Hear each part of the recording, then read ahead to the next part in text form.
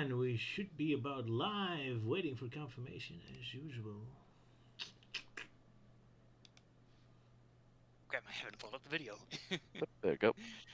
Yeah. Disected Alive. Welcome everyone, and we're back. Well, except for Elise, who had important things to do for some reason. Something is more important and serious than our talk about Sonic. I can't comprehend what that would be. She's too busy. She's too busy being a famous author. That's why. That's why I quickly had to draw the figure in the frame that she's made out of wood. Like it's a wooden statues is there, even though it's barely noticeable. But right, I do somewhat see the lines. Yeah. Kind of, yes. Yeah, because initially I thought she was seafood-like, because it was almost resembling Melting Man's garbage can. Oh right, yeah, I see what you mean. Whoops. Oh yeah, it does look like I'm in a very tall garbage can. Yeah. I can't unsee that actually. Oh boy, I ruined it. Yeah. Much like not being it. Much like we can't unsee, like at least poking the swollen Sonic. Like poke. Yeah, poke. almost everyone's pointing in this thumbnail. Yep. Point. Yeah. Everyone except you and I guess Yeah, Melty. except Yeah. I'm just shaking my fist. Melty's Melty wants to point, but only a specific finger. Yes. That was not the intention, but sure. It looks more like I'm kind of pissed off at Torch. It's like, you bastard, you burned down my house. I'm like, look at this silly clown. And yeah, and Look how Sal's just fluffy like, that hat is. yeah. Meanwhile, Sal's like, haha, Eggman's got a silly hat. Yeah. Melton Man looks like he wants to tell kids to get off his property. Yeah. Damn kids, get off my lawn. Yeah. Oh, for some reason he's reminding me of Gargamel. Don't know why. My got Spyro Smurfs in his- Smurfs, yeah. And turn them into gold or eat them or whatever the hell, yeah. And now I'm just making everything worse. Oh well. By just showing how wooden at least is. Yep. Whoops. Technical difficulties. Perfect. Anyway, yeah, so, right, we're back, and, yeah, a lot of stuff to talk about, so that's great. First of all, I think I need to apologize to Sala Commander, because I spent the entire week being his grandpa this week, because we're both playing Asphalt Unity, that had Sonic cars, and the whole week I've been constantly complaining like him like an old man. Sala, what's going on? What are these VIP points that don't work?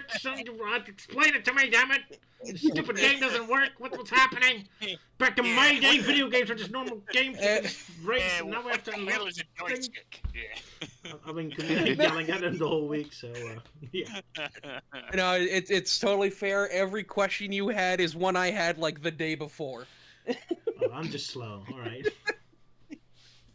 No, I just got on the train faster because guess. like remember I'm the one who like talked about this to begin with. Fair enough.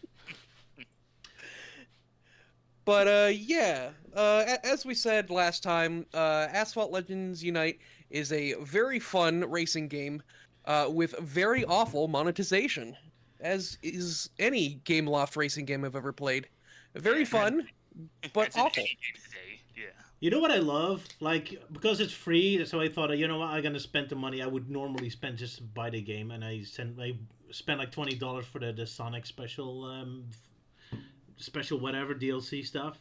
So you get a bunch of bonuses, but you only get those bonuses when you accomplish missions. But in order to accomplish those missions, you need to buy special cars and buy other things anyway. So I need to buy something extra to get the stuff that I already paid for. So it's those kinds of lovely games, like a big labyrinth of nightmare stuff.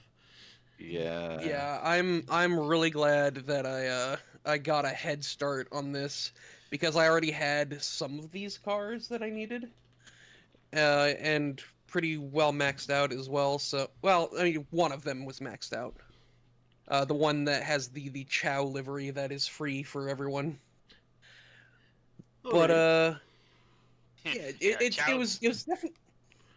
Yeah, Sorry, Chow go ahead. Chow livery is free for everyone, and they still can't bother to make a Chow mobile game. Nope. Yep. Totally. But I I have been kind of enjoying this because like they've got this mode where you collect rings, and every time you collect a ring, your timer increases, and you just go for as long as you can, but before running out of time. It's pretty cool. It's like the only way I've gotten to do more than one lap in any track so far. Yeah, pretty much. I've gotten up to 2.5 laps on the first stage, Nice. and yeah, I actually lasted so long that the song changed. Yeah, that happened to me once too. That was a night shocking. Happens rarely. Yeah, But man, they I really was hate surprised that the Robotnik, song- don't they? This car sucks. Even though it's a Dutch car, I should love it.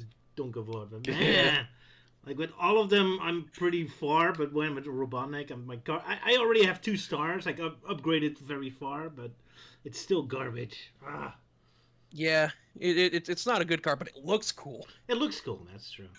I think it might be the most well incorporated design, because like they actually incorporate some of his design elements into the car, like the little black spots on the hood are like the buttons on his jacket, and like the yellow things, whatever the hell they are, they've had multiple purposes in the series. They perfectly line up with some vents on the hood, and I think it looks really cool. It looks really cool. Oh, and it's got the mustache on the front. Only a Visually, pity you can't add an actual cosmetic of like a giant tash on front of the car itself. Yeah, that's It does have a mustache on the front. Yeah, but Yeah, only but- painted. But, not- but like a but like not like painted on, but like a literal physical one. Oh, okay. That fluffs about during the winds. Would have been a neat detail, but yeah. Sad. But indeed, Yeah. visually it's very impressive. But in terms of gameplay, it's beyond useless. Oh well. Yeah, Well, in normal missions it's decent, but not in Robotnik missions. yeah. It's really cool though. It's very The addictive. Sonic sadly. car, Mhm. yeah. The Sonic car, I think, has the coolest design. Knuckles' is also really cool, but like, yeah, I could just gush about these cars for a while. But again, the game is really fun. Monetization is not. Yeah. So, And- play this game if you want to play an arcade racer. Don't play this game if you want to win at arcade racers. Yeah. And speaking of cars, Yeah, moving on to Crossworlds. Oh. Oh yeah, yeah, I figured that would segue Yep. into that. that was an excellent segue. Applause for Melty Man. Jesus Christ. Yeah. Yeah. Hold up. Okay, so a lot to talk about. Already? We will not be discussing any of the leaks, other than the fact that some of the leaks were proven true, but not all of them, and we were still taken by surprise with some of these reveals. For example, Ichiban was not leaked. What are your thoughts on that, Roger? Oh, I'm very happy. And makes a lot of sense. I mean, there was Dragon Card racing in the first Ichiban game, so there he is. Although his card wasn't as cool as this. But yeah, it's really awesome Yeah. that the Sega characters show up. Although surprisingly, none of them from the previous Sega All-Stars games, only the modern ones. Yeah. We'll see. Well, I mean, so when the first Sonic and Sega All-Stars Racing came out, there was that poll of who people would like to see as DLC in the game, and I believe Hatsune Miku was like the second most requested character in the game. And Oh, then yeah, there he was was, also there. a petition that got so many signatures that the developers like acknowledged it to add Miku to the game. And 3 games later, here she is. Finally, yeah. Yep, they Took 'em wanted long to enough. they wanted to make up for the fact that she wasn't in transformed. Yeah. Let's see Yeah. if they also get Rystar in. Yeah. Probably not, but we'll see. Yeah. Oh yeah, because that was another thing. Knights was requested for the first game, but Knights was just the flag bearer because Sumo completely forgot about Knights, and they're just like, just attack Knights in. And for the sequel, they're like, okay, now let's make Knights playable. Oh, but who's gonna be the flag bearer? Rystar. No, everyone Well, was I mean, to be Rystar. fair, Rystar was in the first game as well, just in a Yeah. DLC level. Yeah, the death egg. I don't remember that. Yeah, he's in there. Yeah. Huh. Okay. And now you know. But anyway, hold on. I've got a picture I need to share. Uh-oh. It's relevant to the conversation. I promise it's relevant. I'll just put that let's in live chat real quick. At least, yeah, I did see the new trailer for this game, and it's kind of nice to see, like, hey, all 3 members of the Babylon Rogues will be there, because we knew Jet was gonna be there from the image, Oh, but yeah. it's like, oh, now we got Wave and Storm. And also we get Steve Oh. as well. Steve, Oh, and yeah, Alex, Minecraft, and Creeper. I guess that was kind of the deal they had going. It's like, okay, we'll do an official Sonic skin texture pack and all that stuff for Minecraft in exchange to have Steve and Minecraft characters show up in a Sonic game. Yep. It would have been more What's funny right? if it was the Jack Black version. Yeah. Oh, yeah. If only. Or maybe he's voiced by Jack Black. Yeah. So Joker was also a surprise. That was not among the leaks.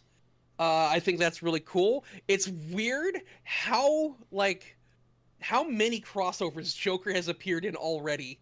That game is like 6 years old. It's really cool.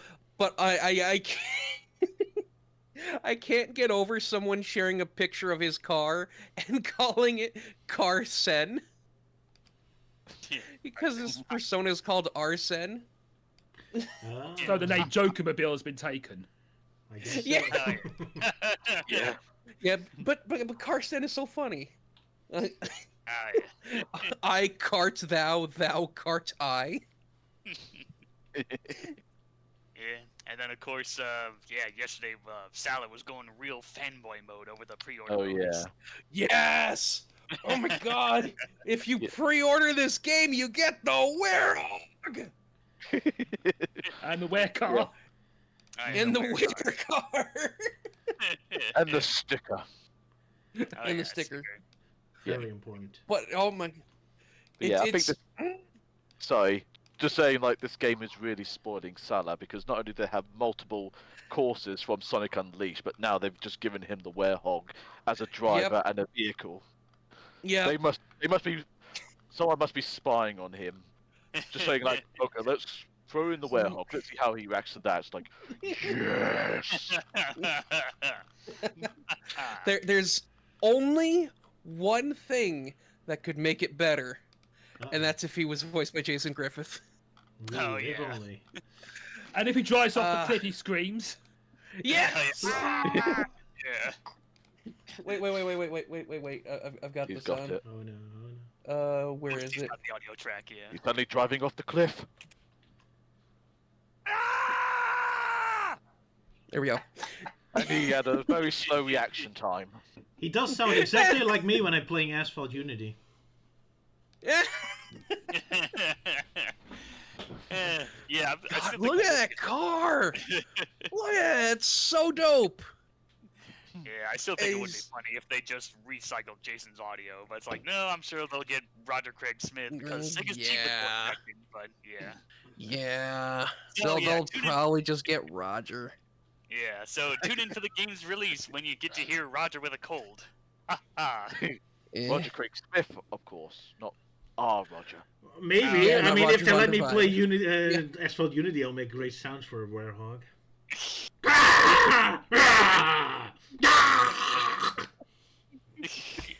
There you go. Yeah. The neighbors must And be of course, wondering what meanwhile, the hell That's is just like- all of his dialogue? Yeah, screaming in anger. Yeah. And of course, me, I'm like, yeah, like editions are cool and all, crossovers, yeah, but it still can't hold a candle to Crash Team Racing Nitro Field. Of course. Of That's course. just me. I'm sure I'll play it one Yeah. of these days because you know, like once you're in the Sonic fan base, it's like signing a binding contract in your own blood. You'll never leave. Yeah. But yeah, I don't know. It's yeah, it's just which system? I don't know. Maybe Switch 2 or whatever the hell it's called. Yeah, I don't know. I don't know. That's a whole other rant for another time. I'm gonna be getting it on Steam because if by some disaster the Werehog is not voiced by Jason Griffith, I can mod that back in. Oh yeah, leave it to the modders, because yeah, those Sonic modders are fast as shit. That's always like a day one mod for any Sonic game is the Jason Griffith mod. Yeah, them Sonic What? modders are fast as shit with new Yeah. Sonic games. I'm just imagining though, like Sala might end up making a mistake, so anytime anyone falls off a cliff, everyone just sounds like Jason Griffith's werehog scream. Oh no! Talk about ear rape, yeah. Oh my god. Oh, I just noticed Miku is like standing up in her car in that artwork. Or a weird scooter. Oh yeah. Probably Yeah. because. Speaking of Miku, I thought it was Yeah. maybe it is. It's very bulky for Extreme Gear if it is. Maybe they're speakers. But speaking of Miku, a lot of people noted that immediately before she is shown, before she is revealed in the trailer, they have Storm the Albatross on the screen. So a lot of people are thinking that's an intentional reference to Snap Q. Wouldn't a bit surprised. yeah, Sega will representing meme, yeah. I can't see the end of the horizon. Hatsune Miku! Yeah. Oh yeah, and there's the collector's edition stuff that was showed off, which of course it has to be limited run games. Yeah, limited run. Naturally. Yeah, but aside from that, I'm actually surprised to see like in that bundle, it's like, oh, IDW is making a comic to advertise the game, and I'm like, oh wow, they haven't done that since like Team Sonic Racing like 7 years ago. Yeah. And the fact they had to re-release it because just so it actually coincided with the game, since the first time they released the comic, it was when they had to like delay the game. Oh yeah. Yeah, but still, it's quite surprising because the past Sonic games we've had, whenever they've done a comic, it's always been like Sega themselves that post like official web comics or anything. Yeah. One thing I feel we should point out is the little mirror accessory, the little dangling Sonic that you can put on your rear view mirror, as a clear reference to Sonic's first ever appearance in Rad Mobile, where he was just a little ornament dangling from the mirror. This was like months, like 6 months before the first Sonic game. Definitely definitely going like, you know, deep into. Yeah, Sonic's that is an origins. incredibly deep cut. Yeah. Mm. I love it. It's look at that. It's so cool. Yeah, an exact replica. It's definitely a very fan servicey game. Yep. Yeah. Absolutely. Shame the eyes don't Yeah, exactly stare at you. Yeah, they look very derpy in that keychain. Yeah. Yeah. Should be more angry, yeah. And the game comes out the day before my birthday. Oh, they are targeting this game at me. Because you'll be spending like your entire birthday just playing the game non-stop. Yeah. Yeah. Yeah. As the Today's werehog. Sal's, yeah, and Sal's live As the birthday werehog, live- naturally. Yeah. Yeah, everyone Yeah. stop by for my birthday live stream where I will be exclusively playing as the werehog. And as a birthday present, we need to get Jason Griffin to your stream to have him do the voice acting alive for you, Yeah. I'll just mute the audio in the game and have him dub the game live. including singing the songs Yeah. in the werehog voice. No, oh my god. But you know, as much as I freaking hate limited run games, they still haven't delivered my Sonic X Shadow Generations limited or collector's edition. Ooh. I kind of want this one too. Yeah, that was kind of something I was ranting. That was kind of something I was ranting about yesterday. It's like, oh, it's like collector's editions. Like, it always limit. Like, why the hell is it always limit run games for this stuff? Like, what the hell happened to everyone else that did like collector's edition? Are they like the only company in the world that does this now? It's freaking annoying. I don't understand, but like, Yeah. it's so cool. Maybe Limit Run Games has like a secret of like organization of assassins. Like, oh, someone else is doing collector's edition. Well, you know what to do. Kill them all. Mwahaha. I'm not familiar. What did they do wrong that they have such a bad reputation? And it's because like they kind of overcharge for things. They take forever to actually produce these things. Like I said, nobody has gotten their Sonic X Shadow Generations collector's edition yet. Oh, Yeah. all right. And the fact that whenever they do retro games, they do very poor quality in trying to recreate the hardware and all that. Yeah. Alrighty. David asked me, where would I rank Sonic Labyrinth as a game? I find it more boring than really that it makes me angry, so I guess low mid tier. It's probably in the top 10 worst games, but kind of higher up because I don't really hate it. It's just kind of like, it's kind of boring. That's it. It's just a slog. I've only played a little bit of it on Sonic Adventure DX after unlocking it. So like, yeah, played a bit, and I don't know. Maybe one day I'll play. It's kind of fun when you get the mechanics, but it's kind of dull. I hate Sonic Blast for the Game Gear worse. And Oh yeah, Blast is very rough. I played that on like emulation. It's like, yeah, I beat the games. Like, it's pretty rough. But it's like, oh no, you got to get the Chaos Zones. And I'm like, fuck that. oh well. But that was a sidetrack. Back to Crossworlds. Yeah, Crossworlds. Crossworlds. And of course, they already confirmed, like, oh yeah, Sonic Prime characters, which I still find that hilarious with how Sega is still trying to keep that show relevant, despite the fact that it ended like a year ago. But like, no, they try to keep it relevant because it's quote unquote canon. Yeah. Yeah, I was surprised too. Yeah, if anything, even Sonic Boom would be more interesting than Prime, but oh well. I guess. Yeah. That's forgotten like- now. Yeah. I mean, Yeah, the like quality of... Yeah, I mean, like, the quality of Sonic Prime is definitely, like, you know, high up, but its overall story is just, like, you know, rather low and pacing. It's like they've got to Yeah. drag the whole thing out into 3 seasons. Yeah, that really is the And- tragedy for Sonic Prime. It's like, you know, animation's definitely a big step up compared to like the last show with Sonic Boom. Oh, with yeah. his Family Guy-esque style, where you know his characters just stand there barely moving and all that. So like, yeah, good animation, but man, the story really has a lot of pacing problems, where it just drags on for too long, and then of course season 3, where it just feels like the whole season is just stuck on repeat. Yep. And I know we've said it into the dirt before, but like Sonic is so bad in that show. Yeah, if Elise was here, He's she'd be going on a awful. big rant about that. Yeah. Yeah. Grinding the whole thing down to a fine powder that we end up inhaling and just end up expelling out again with, like, Sonic is so naff in this show. Yeah, inhaling it and exhaling it as a wet fart. But enough about that.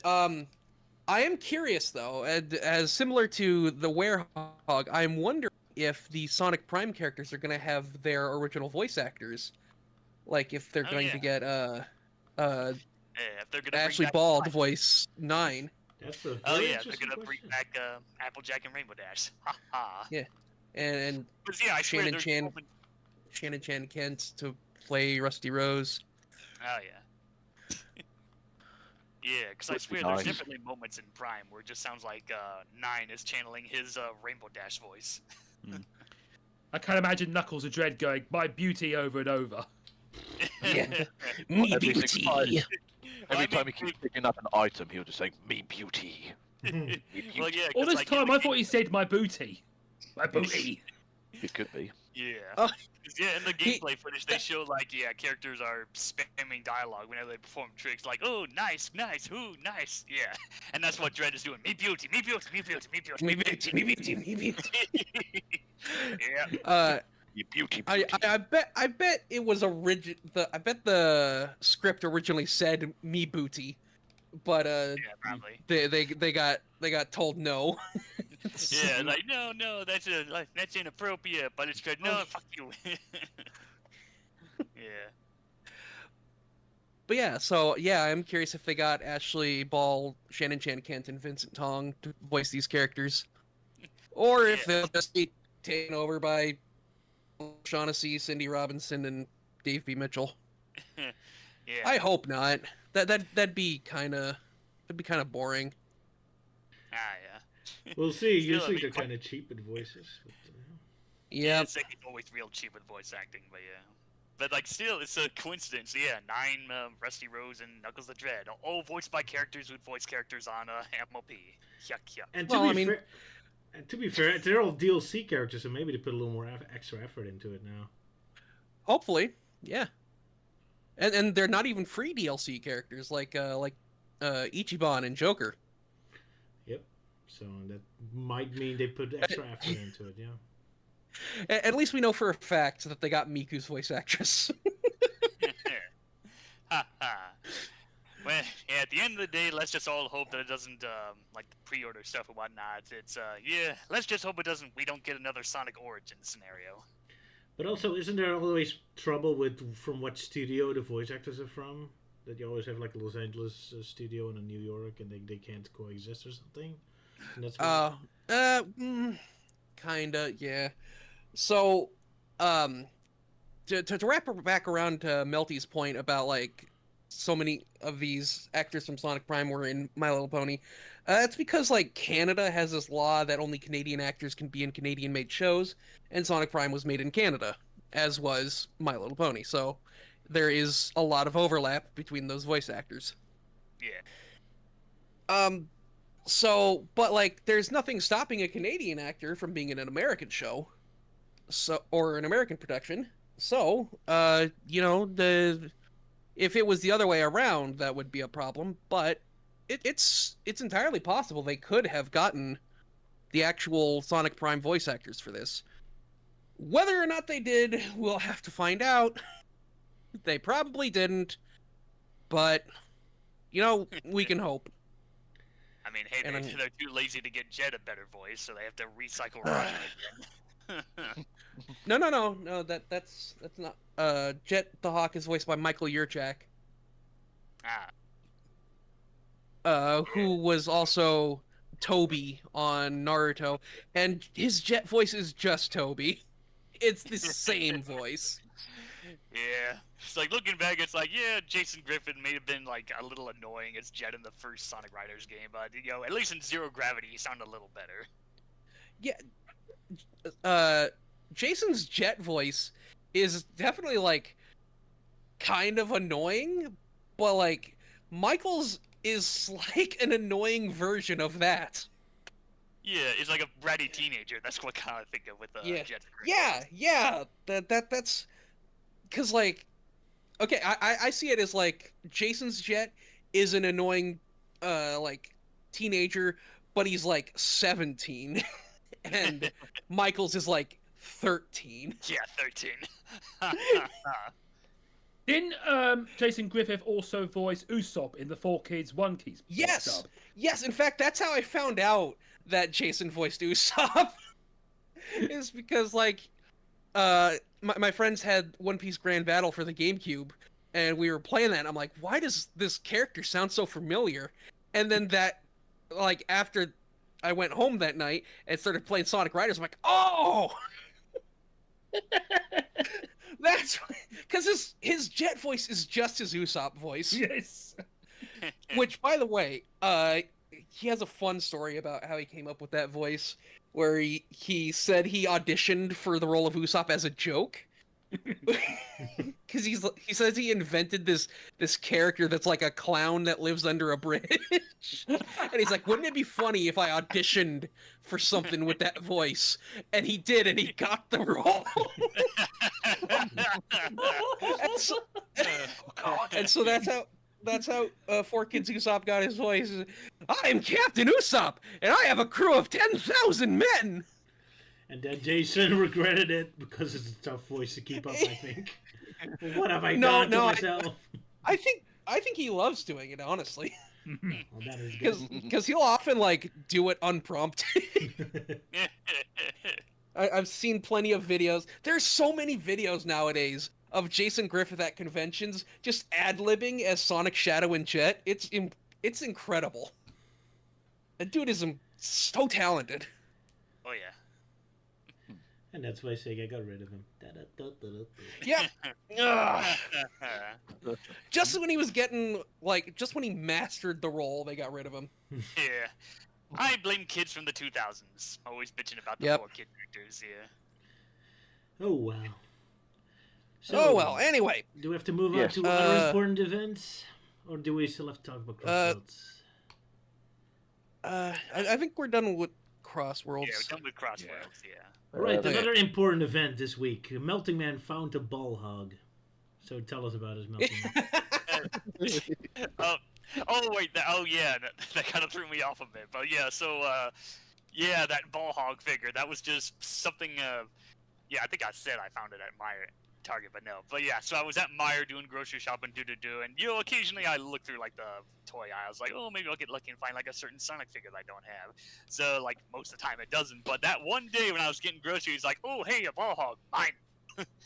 So yeah, so like with the Sonic figures by Jack Specific, I usually collect the 4-inch ones, which I have almost all of them as of date. I'm still waiting for Euan with the Neo Metal Sonic, but knowing the tariffs, that might be a longer wait. But Yeah. but yeah, so I with like- the mini figures that they do, I usually try to go for the unique ones. What? Did I cut out or something? No. No. Sorry. I wanted to make a dumb joke real quick. It's just from you like spotting the ball hog and going mine. I thought, oh, you're a ball hog. Yeah. But yeah, so like with the minifigures that Jack Specific does, yeah, I don't really collect them. I only collect like the real like exclusive ones. So like usually like the Badniks or the time they did Charmy, it's like okay, Charmy's a B, makes sense you would get a minifigure and not like a 4-inch figure. But yeah, so there's like a few I'm still missing, like Caterkiller and that Rhinobot and and Gold Chow. That one's pretty tough to find. And maybe I'll find like a regular Chow too. Like I already have one, but I felt like maybe I'll just get another one and just glue a red bow tie on it. It's like that's a figure of cheese. Now I don't need to wait centuries for them to finally release one. Indeed. Yeah, I'm still waiting for a Vanilla the Rabbit figure. Yeah, come on, Jack Specific. You're We need our almost Bun there. Mom figure. One day. Bun mom. Yeah, Bun Mom. 'Cause, yeah, that's Bun pretty- mom. Yeah, Bun Mom. Yeah, that's what I said. Mom. I thought you said one mom. Well, I mean, technically, that is She's true. the only mom. In the Yeah, entirety of they Sonic funded the Universe. entire True. Sonic Children, universe. one mom. Yeah, Yeah, I mean she's the 'cause, only yeah, canon mom technically in the that is- series. Yeah, technically that's true because she's the only mom character in the Sonic games. Like official Sonic In the- media, in that's the a whole canon, other yeah. story. Well, except for the Walrus Lady Sonic Boom, I guess. Oh, wait, that doesn't count. Never mind. Yeah, we don't talk Yeah, about non-canon. Nah. Yeah, in terms of the Doesn't main definitely game, count. sure, Vanilla's the only mom My character. baby pictures. Yeah, in terms of all the other official Sonic media, then yeah, that's a whole other different story to get into. Especially in Archie, Alina. and Alina, of course, yes. What a. Right, switch to... oh. Anyone has him, Luke? Nope. Nope. Nope. Poor I got a friend who has one. Oh, okay. My boss took his a whole day off to play his. Oh, wow. Okay. Not surprised. Yeah. Oh, the Oh, Switch is 2 thing, yeah. Is the Donkey Kong game out yet? No, Don't it's think so. coming think out so. like No. Is it, mid-July. that isn't the release Okay. date? Oh. So it's only Mario Kart, No. then? Yeah, Mario Kart Yeah. World's basically the only brand new game out that isn't like a re-release. Yeah, I mean that was Wow, yeah, that that was pretty much sucks. the launch title. Yeah. Only one launch I title? did see. Hmm. I mean, yeah, I did I see mean, though that Fidel Games Cage, he was like pretty popular in the Sonic fandom, was playing Super Smash Bros. Ultimate on his Switch 2, and the loading screens are so fast that you can barely see them. He just like started a match, and like the characters come up on the screen, and they just instantly vanish and go into the fight. Oh, wow. So yeah, loading impressive. times on Switch 2 are impressive.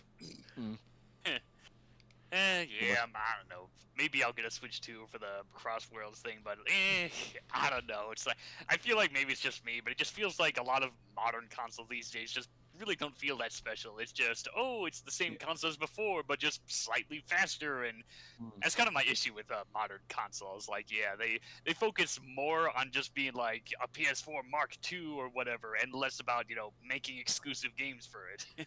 Yeah. And that's why I never bought a PS5, because it got no games. Yeah, same with me. But yeah, at least Nintendo has slightly more, but even they're slowing down on it. Oh well. Yeah. Maybe we'll get it one day, but at the moment I have zero interest. So, shall we move on to Sonic Blitz?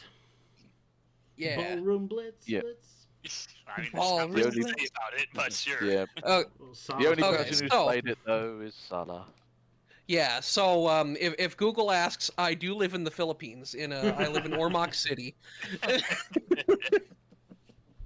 There is like a process you can do to download the game. Sonic Stadium has an article about it, so I followed that, and after like a few hiccups, I was finally able to download the game, and I have been enjoying it.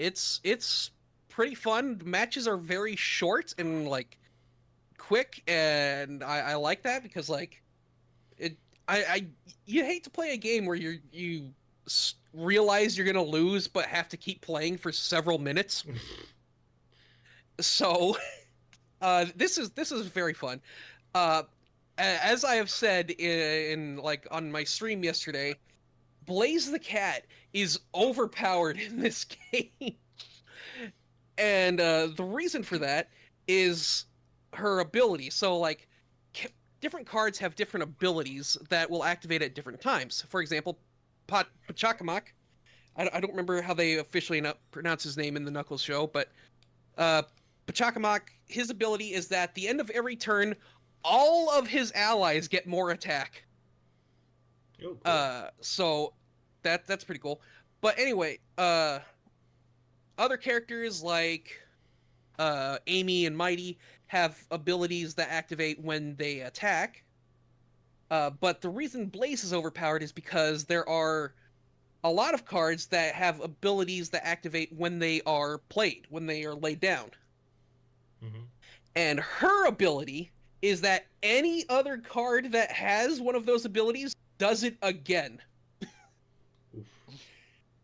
And why that is particularly crazy is because Supersonic's ability is for every card on the field, he gets more attack and HP.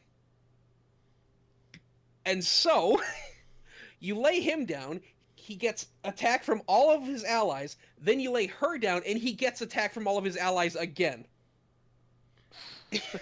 And so, in one turn, I was able to do 115 damage, and you can never have more than 30 HP. That sounds Well, I painful. imagine she'll be getting nerfed when the game eventually gets released. Yeah, so yeah, it's pretty cool so far. No sign of any of the leaked characters yet, but I am kind of surprised at some of the characters they do have. Like we got a 3D model of the conductor from Murder of Sonic the Hedgehog. That's cool. We get like high quality models of Mighty and Ray. That's also cool. And And- the mustache. Yeah. Yeah, Pachacamac with a mustache. It is youth. I am surprised at some of the choices they have for characters in here, like Charmy but no SBO or Vector, marking the first time that Charmy has been in a game without either of them. And so now the cycle is complete. They've all been in one game that didn't have the others. I guess Charmy wanted to get revenge for not being invited to Murder of Sonic. Yep. Yeah, and Ricky is here for some reason. Yeah, one Oh, of the maybe- animal critters. You know what? There he is. That's Sally Acorn. There. And you have Find Grounder. Sally. Yep, and Grounder. So there you go. The game version of him, unfortunately. Maybe we'll get the cartoon version of him someday, according to leaks. I doubt it. Apparently, Sonya was in the game files. Shocking. So, yeah, we might actually get Sonya and Best Boy MVP Manic. It would be But not cool, Big Mouth I Fred. doubt it. He'd be too overpowered. Yeah, Oh yeah, of course.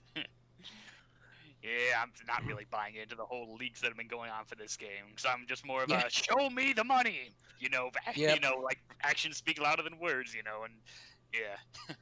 Yeah. Oh, also, yeah. Every time you do imagine this, the level you're on is randomized.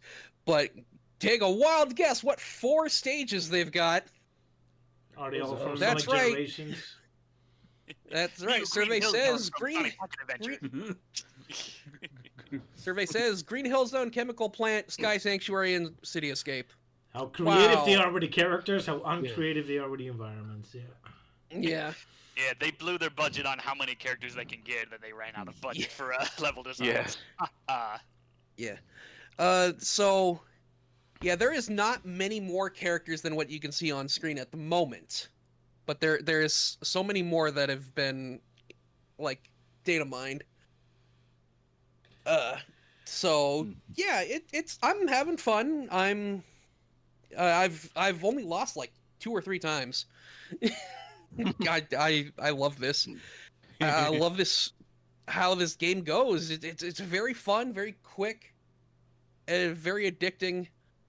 I wish there was more content to it at the moment, and I'm sure there will be when it gets a global release. Interestingly, at the moment, there's absolutely no monetization. Shocking. Yeah, we'll see about that. Yeah, I know that'll change. I know that will change because like they're not going to release a free game with no monetization whatsoever.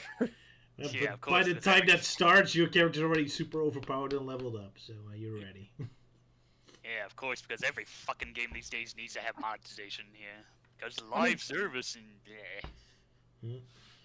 I mean, it's either that or pay for the game directly and like. Just have a game. They gotta. They're not gonna make a free game, no strings attached. But yeah, I'm kind of double-sided on this. Like, on one hand, it's great that we're finally getting a lot of cool fan service and much more, like, obscure fan service. That's great. That finally Marine gets some more attention, all that. On the other hand, I'm really getting tired of all these key jingling games now. It's like, I'm really hungry for an actual Sonic game that's actually about something again. Like, okay, it's another fan service game with more fan service. Like, it's cool, but on the other hand, I'm kind of tired of this. Can we just have a normal game again? They're jingling different keys now. That's true. They're very different and very nice keys. They're jingling your backyard key. Yes, backyard. Yeah. Sora's very proud. Yeah, the one that Sora uses to fight Jafar. Yeah, they're pulling out the weird keys. Yeah, skeleton the keys that we thought we lost in the couch. There's all the keys. Yeah, now I'm just reminded of that one bit from House of Mouse. Like, yes. Let's see, we got car key, skeleton key, key lime pie, key to my heart, hanky, hanky spanky, Don Key, oh key. No, that's a stretch. Better throw that one away. Oh gosh. All right. Well, we have exceeded our time limit that Sylvia has given us to talk about these things.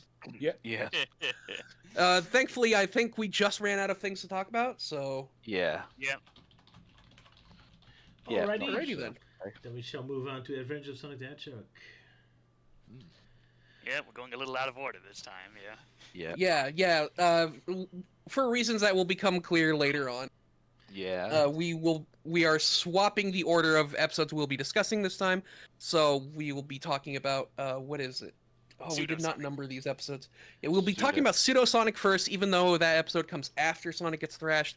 Again, we'll explain why later. It doesn't matter because we already skip all the episode we did earlier too, because the comic also skipping a couple of things. Yeah, it's not a serialized show anyway. It's episodic, so it doesn't really matter. So yeah, Pseudo Sonic is first. Is everyone ready for the poop? Ah, yes, the YTP that I got to do this time. Yeah, by the power of Discord Nitro. Yeah, that's the one to look for. All right, everyone ready? A 3. Ready. Yep. A2, A1. X! Nothing but creepers live here. There's a lot of poison ivy. At last! I am Seacrest! That's my joke! I'll kill you!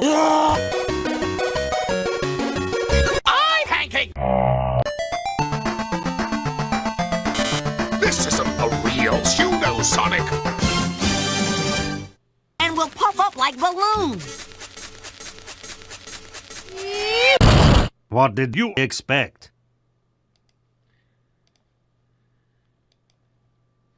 There we are. Thank you, Melty Man, for your work.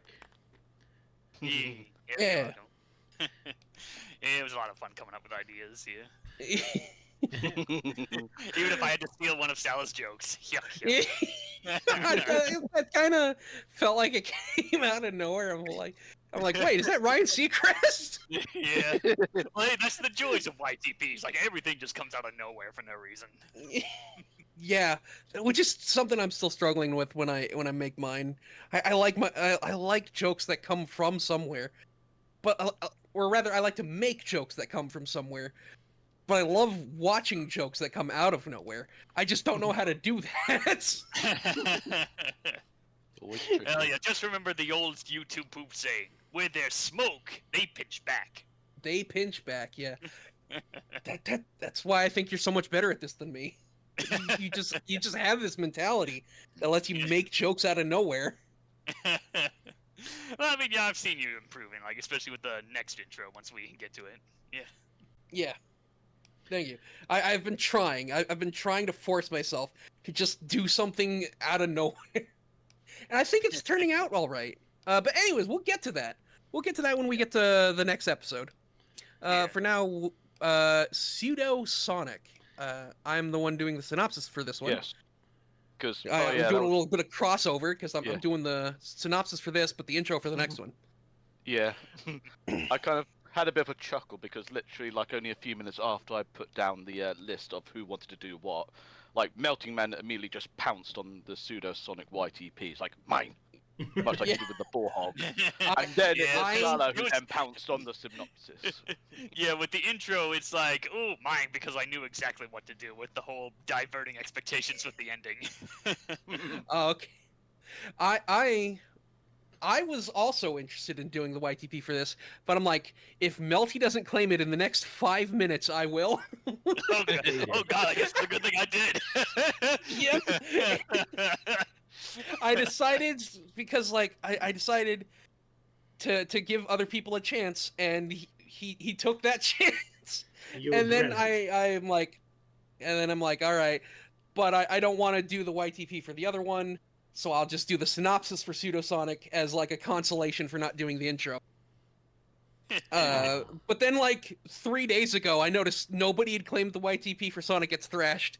So I'm just like, all right, I guess I'll do that. And I just threw something together real quick, and I thought it turned out pretty well. But we'll get to that! Yeah. All right, Pseudosonic. Metal Sonic. On a dark and stormy night, the evil mastermind, Dr. Ivo Robotnik, has completed his latest diabolical creation, Pseudosonic. And ironically, this robot is actually powered by an animal, as he shoves a rat named Lawrence into it, intending to use the fake robot to commit crimes to ruin Sonic's reputation. Lawrence initially refuses, but Robotnik reveals he has the rat's parents trapped in a room with a missile pointed right at them. Lawrence reluctantly accepts his new role as Pseudosonic's pilot. However, as Robotnik is gloating about how genius his idea is, it's already working too well, as Scratch believes Pseudosonic to be the real Sonic and rushes in to rescue the Doctor. Lawrence adjusts to his role so effortlessly that he's already starting to think like Sonic and starts messing with Scratch and Grounder. And so, off Lawrence goes on his one hedgehog crime spree, stealing the crown jewel of the first king of Mobius, robbing an armored transport vehicle, and replacing some visually impaired old man's light bulb with a live grenade and then spanking him awake? Okay, what the actual fuck? That is so oddly specific and particularly violent, Lawrence. He also steals candy from a baby. Get your dumb Shadow the Hedgehog jokes in now. After witnessing Pseudosonic throw a pie in the face of the anchorwoman of a live news channel, even the real Sonic is convinced that it must be him, as nobody else could possibly be that fast. An old lady that Pseudosonic had pretended to help cross the street recognizes Sonic and calls the police for help. Okay. Sonic and Tails are confused until Pseudosonic shows up and blindly ties up Sonic, only to realize what he's done and run away. Sonic gives chase, donning a police uniform to pursue the imposter. Unfortunately, the trail they're taking leads to a cliff above Polson Flower Valley. The two try to stop, but both fall as we cut to commercial. We When we come back, Sonic confronts the fake and demands an explanation. Lawrence emerges from the cockpit and explains what happened and begs Sonic to forgive him. Sonic declares his intent to get even with Robotnik, but suddenly both he and Lawrence find themselves to be unbearably itchy, and yes, even swell up. We may have just discovered ground zero of a certain corner of the Sonic fandom. They meet up with Tails, who helps scratch them with a stick. Tails says that it looks as though Sonic has eaten an oddly specific 4,000 chili dogs, and insists Sonic get some rest. But Sonic wants nothing more than to help Lawrence's parents like the hero he is. Unfortunately, he's going nowhere fast in this state, and reluctantly agrees to rest. As Sonic and Lawrence sleep, Tails worries that Sonic and Lawrence may be out of commission long enough for Robotnik to decide to dispose of the rat's parents, but gets an idea on how to save Lawrence's parents and Sonic's reputation at the same time, and sneaks out of the tent and into Pseudo Sonic. Just for a moment, let's appreciate the adorable little sidekick getting so excited at being his hero, even spouts one of Sonic's catchphrases. Tails arrives at Dr. Robotnik's fortress. After stealing his nerves, Tails charges right in, busting right through the front door. Meanwhile, the real Sonic wakes up to find both Tails and the Pseudo Sonic missing, and immediately puts two and two together. Back at the fortress, Tails finds Lawrence's parents doing what they do best, waving at anyone looking through the window. Right as Tails is about to bust them out, he's caught in a trap, as Scratch and Grounder call out for Daddy to praise them. Robotnik decides that he gets the credit for this capture, but after several seconds realizes that it's just the Pseudo Sonic. Tails emerges from the cockpit and flies the coop. Robotnik assumes that where there's Tails, there must be Sonic, and decides to set up a trap for the blue blob. Speaking of, Sonic finds Tails atop the fortress and reassures Tails that they'll be able to rescue Lawrence's parents right after Tails scratches his back. Robotnik, meanwhile, has already finished setting up the trap, having tied Lawrence's parents to a post and giving Scratch and Grounder access to a missile programmed to seek anything that looks like Sonic. I wonder why that's relevant. Sonic and Tails overhear this plan and decide to enlist Robotnik in the Ice Bucket Challenge, causing him to fall out the window and hang from the windowsill. Sonic disguises himself as a very large general and tricks Scratch and Grounder into sitting in seats that he strapped to the missile. Scratch catches on to the fact that the missile will explode on impact, but Sonic tells him that that just means they'll have front row seats to Sonic's demise, and the bots are back on board. As Robotnik is dangling from the window, General Sonic appears and reassures Robotnik that Scratch and Grounder will get him down from there. Robotnik doesn't immediately recognize him, but after Sonic calls him Egg Belly, he immediately understands the situation he's in. Tails puts Pseudo Sonic in front of the window, and he and the real Sonic make their escape. Scratch spots Pseudo Sonic in the window and orders Grounder to fire the missile, which predictably goes right after Pseudo Sonic and blows them up and Robotnik. Sonic and Tails release Lawrence's parents and make their escape. Later, at a nearby hospital, Robotnik is devastated that he managed to lose Pseudo Sonic and his lab rats while Sonic's reputation has been cleansed. Grounder tries to cheer him up by reminding him that he still has him and Scratch, but for some reason this only makes Robotnik feel worse. He spouts out his catchphrase so loudly that the Captain Theory logo on the building. Meanwhile, Sonic's swelling has finally gone down, and he finally gets the idea to send Tails to the drugstore to get some hydrocortisone. He then shows kids what poison ivy looks like and tells them to stay away from it, and to seek help if they accidentally touch it. The end. Yeah, the end. Yeah. What a strange episode. Yeah. I mean, it's Avengers of Sonic. What do you expect? Yeah. Normality in the show? I don't think this show would have that much fetish fuel. Yeah. Jesus. The past few Okay, episodes so like, have fetish fueled moments. I know Melty specifically made that like joke in the intro to like subvert the joke. But I feel justified in bringing it up in the synopsis because I feel like rather than the other way around, we're tying this back into that. I feel like that may have come from this. I wouldn't be surprised.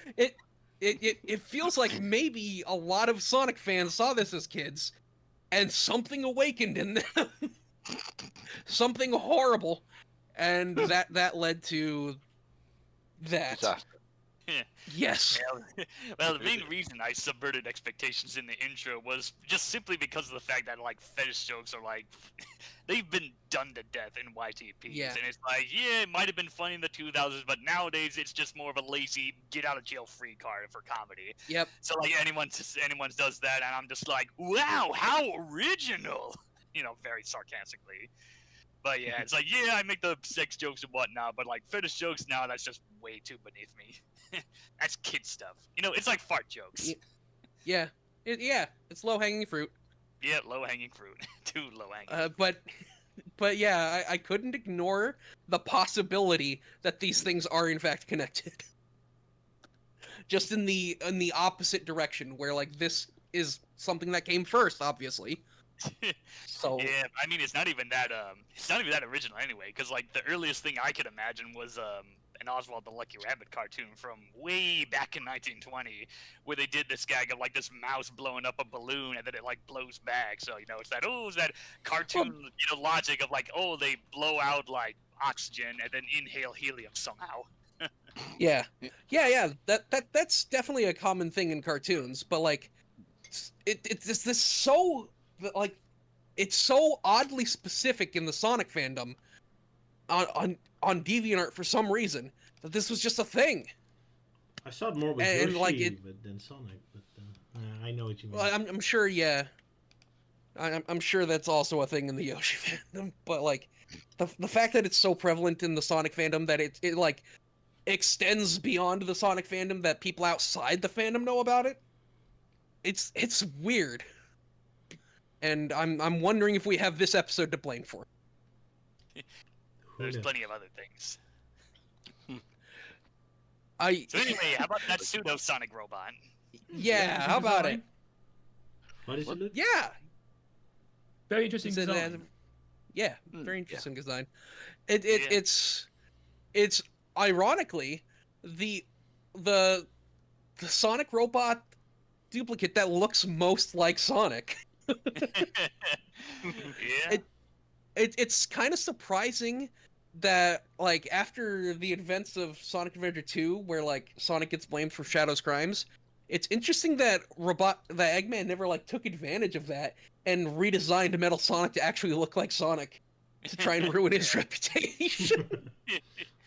And then of course there's the release, like, oh, Pseudo Sonic and Metal Sonic, which came first. So like technically Pseudo Sonic came first, but only in like if we're talking Japan wise, because the episode came out first and then the Japanese version came out later.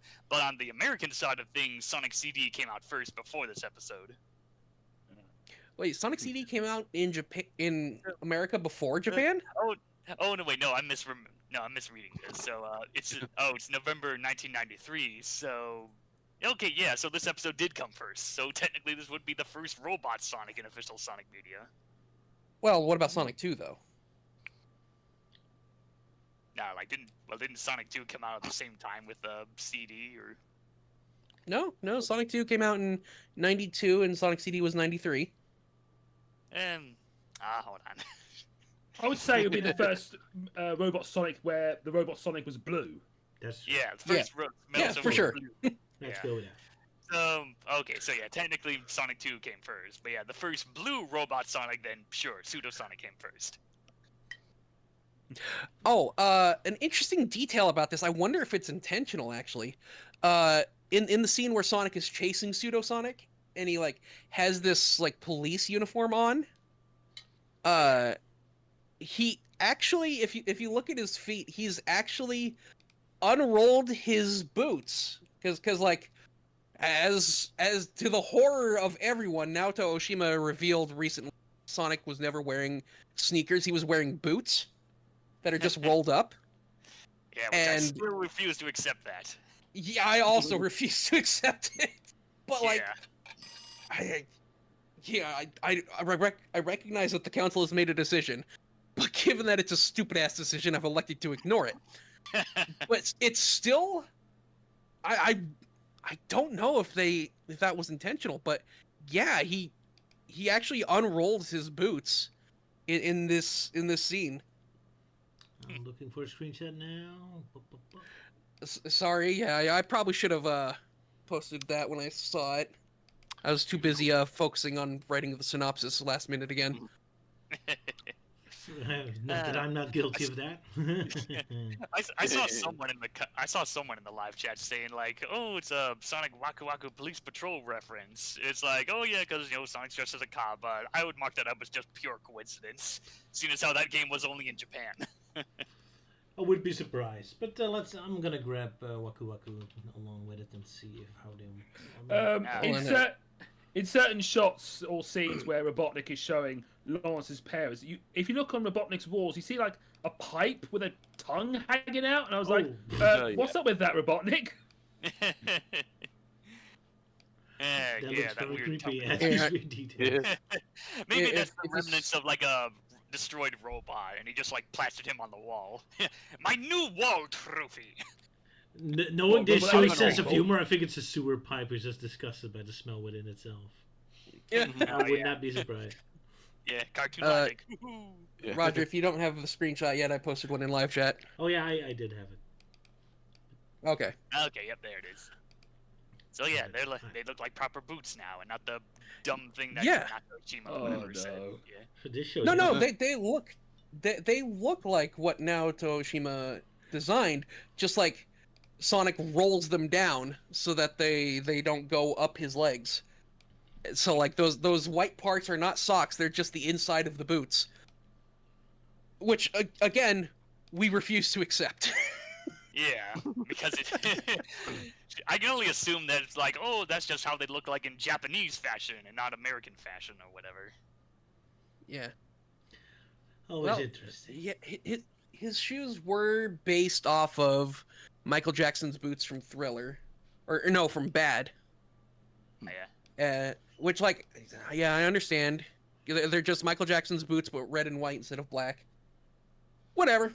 I still accept that they're sneakers, though, and I think everyone does. Yeah. We are all sneaker. Yeah, pro Sonic sneakers. Yeah. So anyway, so one particular scene I feel I like talking about.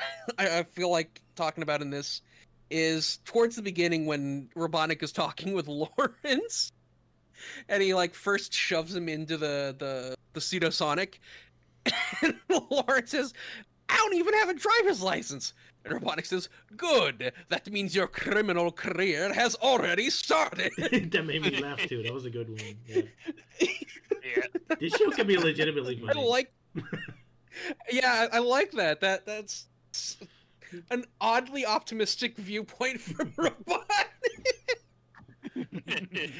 and then right after was like a dumb joke where he's like, "Are you ready, Lawrence?" And you just hear a tiny, "I guess so."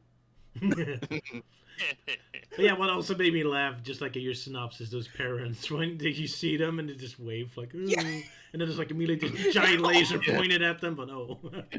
It's such a simple all they visual, do all episode is just wave at people behind the window.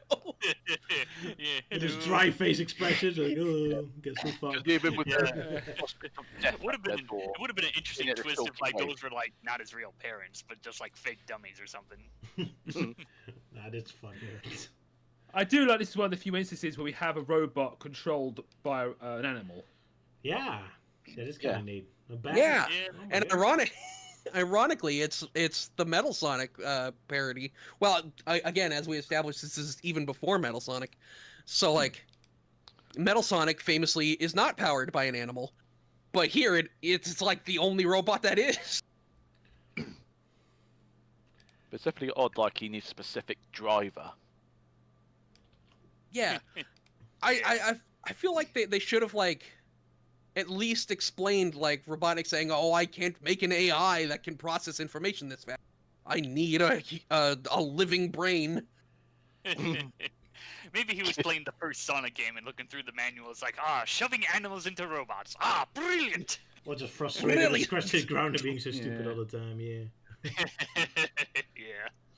I do like that one screenshot of where Robotnik is just looking menacingly at Lewis inside, like, Pseudo Sonic. It's like, It is a nice one, yeah. Where he suddenly looks massive.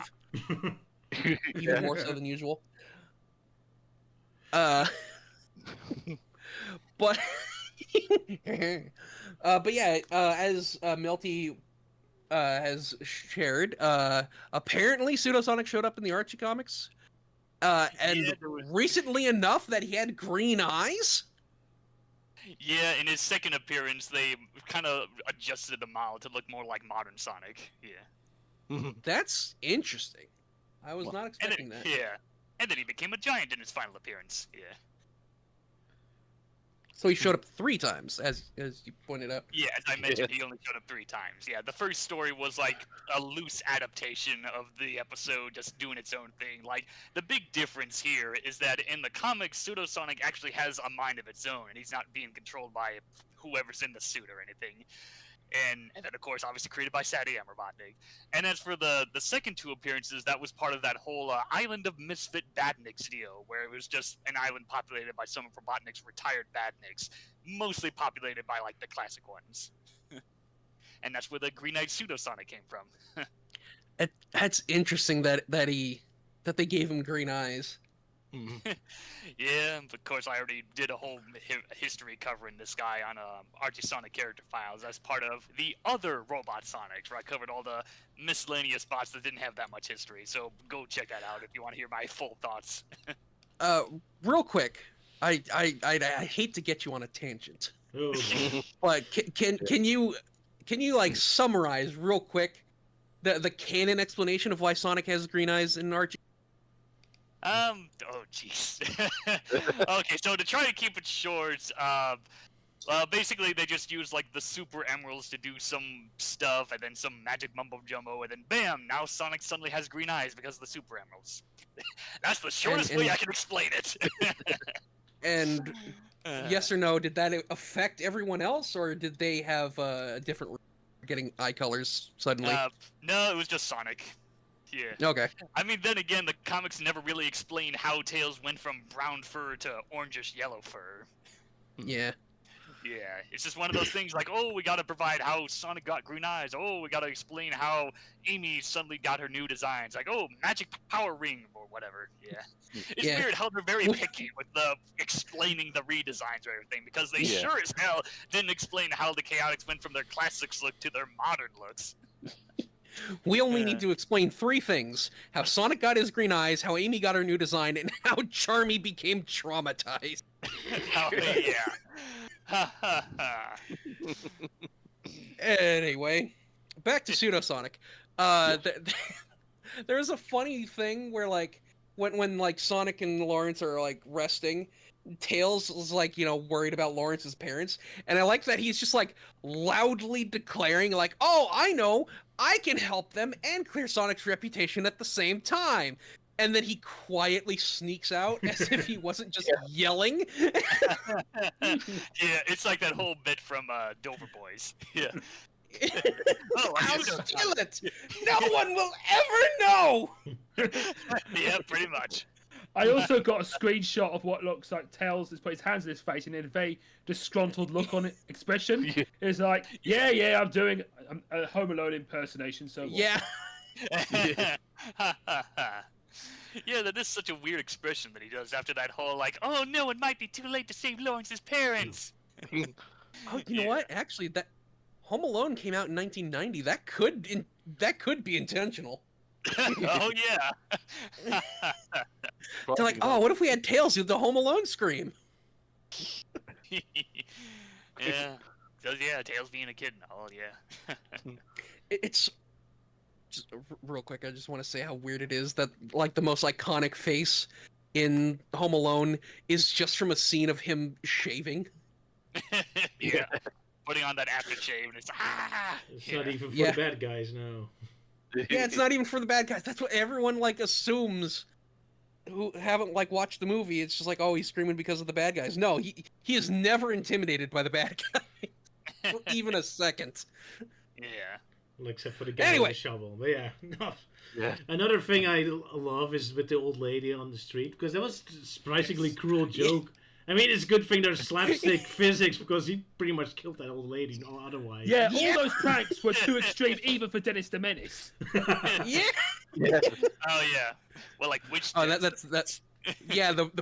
That's the British Dennis the Menace, the one that's actually a the British menace. one. Okay. I'm probably referring Yeah, to not both. the American one. The American one is kind of innocent and wholesome. Yeah. Yeah, British Dennis. Yeah, I mean, I was definitely caught off guard with, like, you know, with Pseudo Sonic changing the light bulb to the guy's house with a grenade, and it wakes him up by just whacking his butt with, like, a paddle. Yes, spanking him with an oar with the paddle. Yeah. Well, let's just be glad that it wasn't a monkey. Or It's so funny that like everything before that was relatively. Oh, he stole these people's clothes and then swapped their clothes, and he stole this jewel. He stole this money. He blew up an old man. Yeah. Yeah, that's another thing that I find weird. Like the guy driving the bank truck, he's like suddenly stopping, and like the way he like screams, like what the hell is that? He's like ah, like what was he just having an orgasm or something? Yeah, he looks way more scared than he sounds. Yeah. I also love how the news lady has a big smile on her face for some reason. It's like, oh, Sonic is hurt more people. Yay! Yeah, it's like ah, what a kind young man. Yeah. This huge on her face. And she's okay the next scene. Yeah. Yeah. Oh, she got better. Yeah. No, I mean the news reader, she looks super happy while she's reporting on Sonic lines. Yeah. I freaking love how much Lawrence just like freaking adapts to being Pseudo Sonic so flawlessly. He's like doing all of the actual Sonic things. Yeah, he's like including messing with outfits. Scratch and Grounder. He's putting on disguises to trick people. He's using his speed in creative ways. It's actually really cool.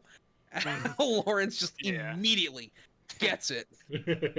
Yeah, although it does kind of create a bit of a plot hole with so like there's a scene where like the news reporter's like, oh, Sonic's at the park. No, he's at this and that, and then you see like the picture of like, you know, Sonic holding up the bar for like, you know, being framed for being crimes, and it's the real Sonic. But then you see like Sonic and Tails just sit like, oh, how you doing all those crimes while you're standing here? And it's like, oh, that wasn't me, while cracking his voice.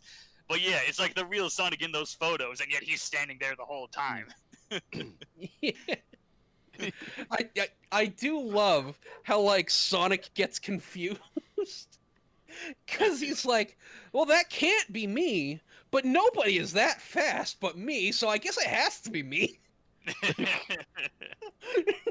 Maybe he has a tendency to turn into Dr. Jekyll, Mr. Hyde occasionally. Well, I guess I turned into a monster tonight again. Whoops. Yeah, every night I turn into a robot. Yeah. Sounds plausible. Oh my god. Guess I got really drunk again. It was such a weird line because like he initially denies it, but the fact that he says, but nobody is that fast is such a funny line to me. I also love it when the old lady comes to yell and confront him, and he runs away, but he leaves Tails. So you see for a split second, Tails is standing there awkwardly with the old lady. But, don't yell at me. It's like, oh right, exit, stage left. I love that. He's just standing there staring at her for a second, and he's like, oh, bye. Like, Bye. oh yeah, I've got to go. One moment I actually like is when Tails starts driving Pseudo Sonic, like how it predates him when he drives his mech in Sonic Adventure 2. Yeah, it is kind of cool to see him do mech stuff. Yeah, it almost does feel. And also doing stuff on his own, like actually going out to stop the Robotnik. That is also pretty cool. I was kind of surprised he wasn't captured because I was waiting for him. Oh, of course, always when Tails tries something, he always fails.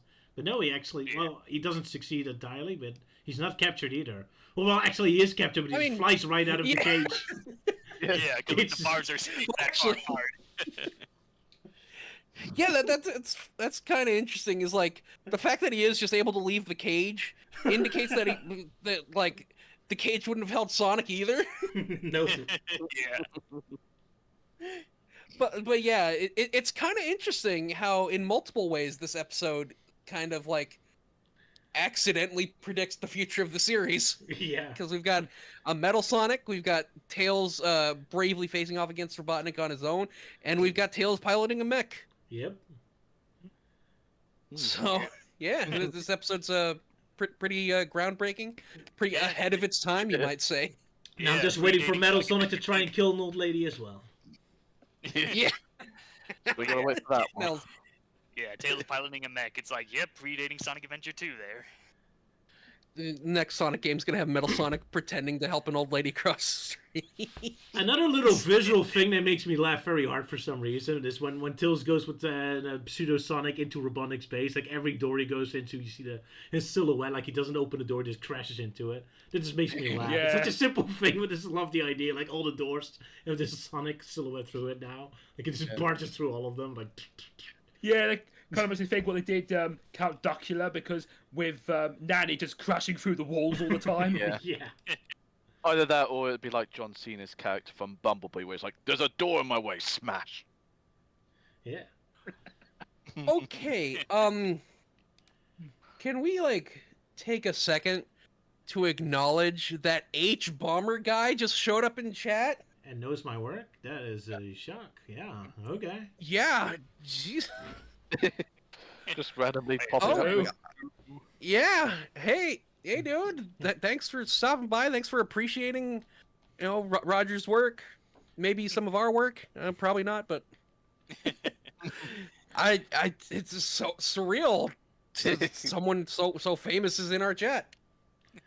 Hold on he's one famous. second. I didn't know that. 1 second. I think we've got to give him the proper greeting. Greetings, friends. There you go. Yeah. Welcome. Thanks for stopping by. Thanks for enjoying. We appreciate it. We're glad you still make stuff too. Yeah. Hey, there's a lot of talked about now with politics. Jeez. Crazy times. But Yeah. let's not go into that here. Yeah, I remember watching his Roblox oof video, which just lasted way longer than you'd expect. That was a deep rabbit hole, man. Anyway, Yeah. not to make the entire stream about you. If you're still there. If you're still there. Back to holes in the doors. Yep. All right, yeah, back to the topic at hand. Yes. Sorry about Yeah. that. That's so Yeah. shocking. So how about that army Sonic, eh? Yeah. Big old general. Yeah. Or your typical evil dictator. Yeah. I love how often Sonic's disguises involve him like working for Robotnik, just like being someone that Robotnik hired to do something, Yeah. and Scratch and Grunder fall for it so easily. But like, I love how Scratch catches on for a second. He's like, "Wait a second! If we're on the missile and the missile explodes," Sonic's like, "Oh, that just means you'll have a front row seat." And they're like, "Oh, dope! Okay." all of their questions just gone. Yeah. They're just Yeah, big Scratch fans would of be the so old. happy. He's just big fans of the old movie. Damn it. Oh, what is that movie called? Doctor Strangelove? There you go. That one. Oh, Too yeah. bad he doesn't Yeah. have a cowboy hat. Yeah. Yeah. Nah, we just need like George Bush Jr. on there. Yeah.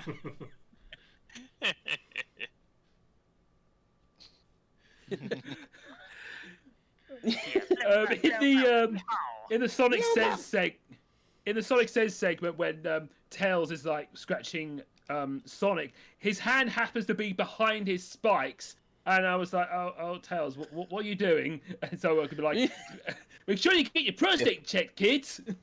Oh, God. A rejected Sonic Do Says not. segment.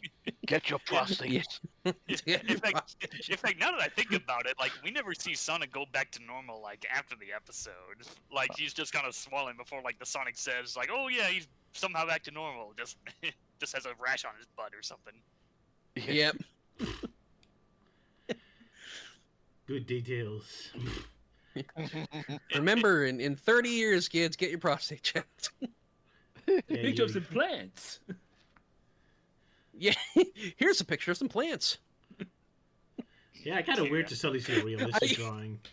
Yeah, go ahead. Yeah. Yeah, I feel like that was the scriptwriters are like, oh, we got to teach kids the importance of, avoiding poison ivy. And Sonic's like, here's what it looks like. And the animator's like, oh shit, I have to actually draw this thing as accurately as possible.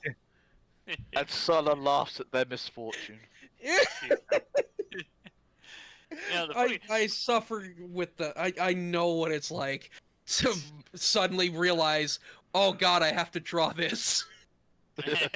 Yeah, surprised they didn't just use like a real life photo.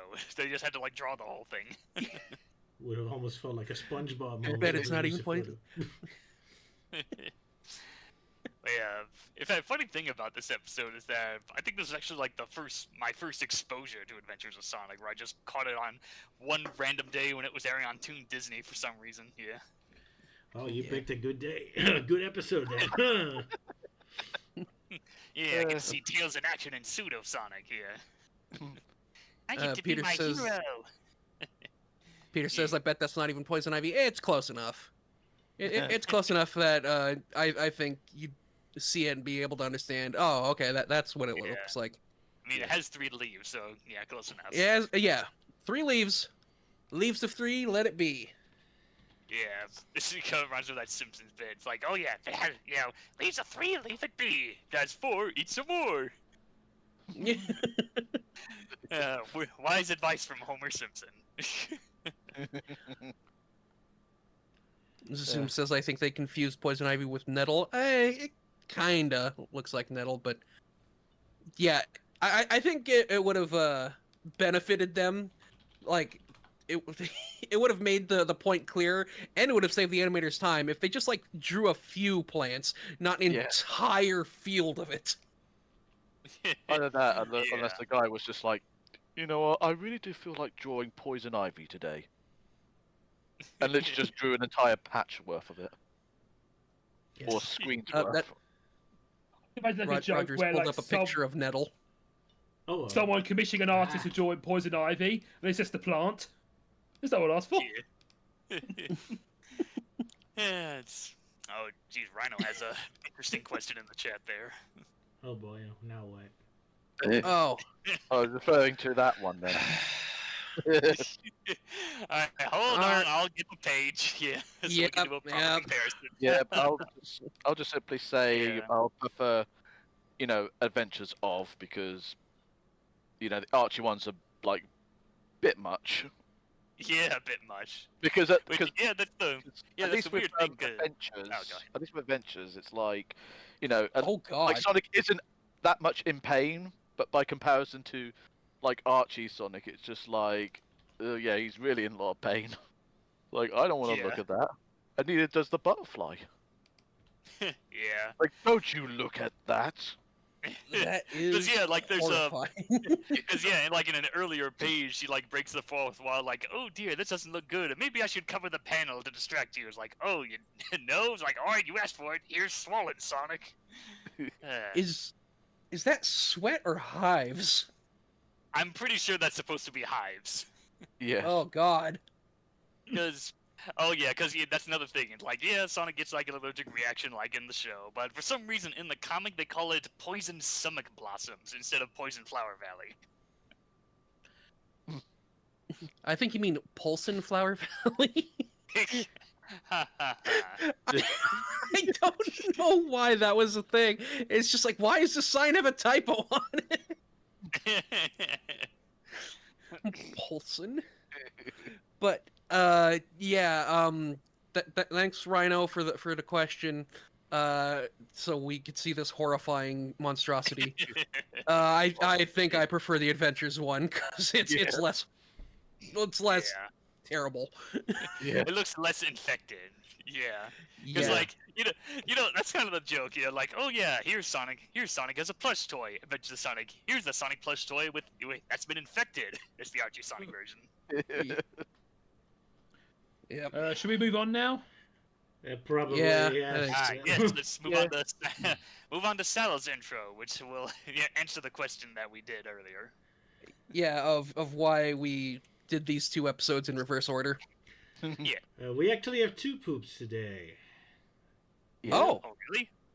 Yeah, because I mean, I was starting to work on it, but then you were like, since no one's claimed it, I suppose I'll do it, sort of thing. And I was like, Yeah, well, I you was still should've claimed working on it. it, but if you wanted to, yeah, but I wasn't actually 100% sure if I could even get mine done in time because it was like, kind of like realizing it was Wednesday. It's like, okay, I better start on mine, better doing it then, and then suddenly you popped up and you finished yours in like 3 hours.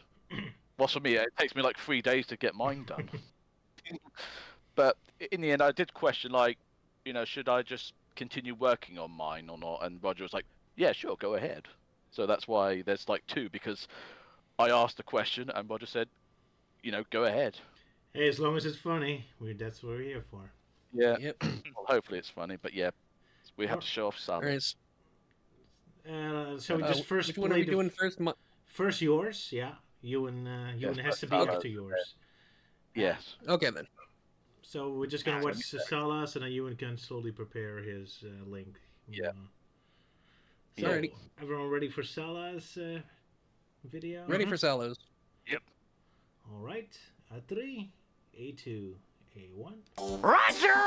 My name's not Roger. He's talking to me. Come on, you big bully. Sheesh, gee, a whole village of reject robots. I'm sure the citizens of Mobius will flock.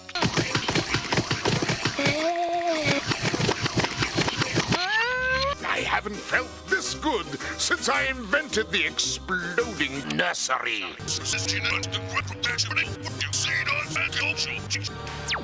It's Mission Impossible time, guys. I hear music. That's my joke. I'll kill you.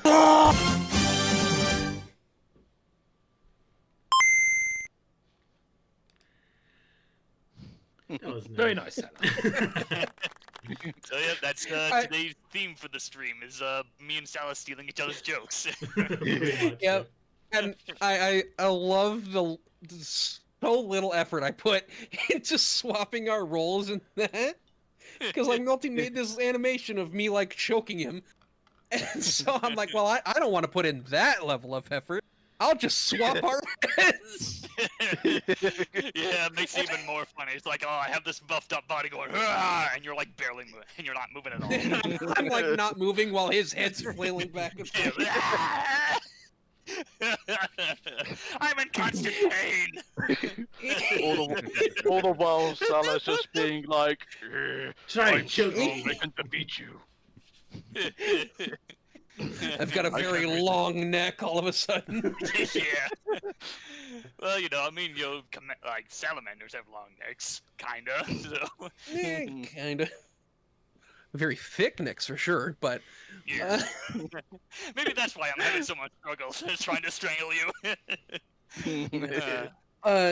the outro joke was something I threw together and didn't know where to place it, so I just put it at the end.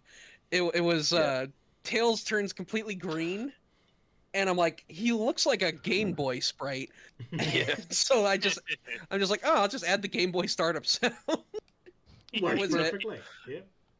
Yeah, it didn't fit anywhere else in the YouTube poop, so I just tacked it on at the end. That's what they're for. Yep. God, I wanted to like when I first heard the guy talking, I'm like, does he say citizens? Like I was thinking of like sentence mixing him to say that, but he just said it. Maybe it's just the accent. Yeah. Yeah. I mean, even for me, when I noticed like one of the other characters, like the French pig, basically there was a point where he almost sounded like he said "fuck." I was like, could I make something out of that? But I abandoned it in the end.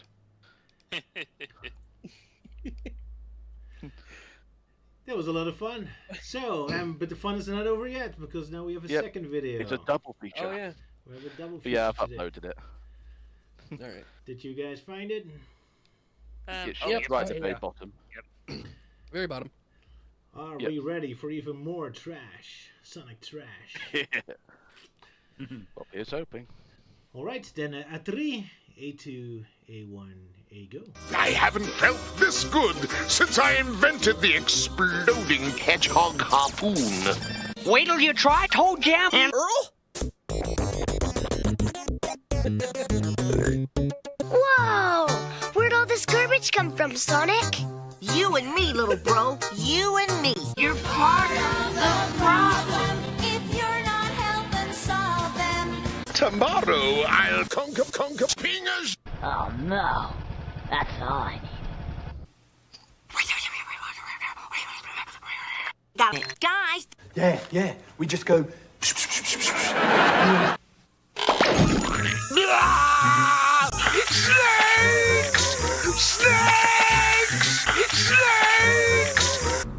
Why did it have to be snakes? hey, let him in. Huh? It's big old Bumblebee. He just flew over to the chair. I didn't let him in. Who did? John Cena! Roger! My name's not Roger. He's talking to me. That's my joke. I'll kill you. That's my joke. I'll kill you. I have the exploding hedgehog harpoon.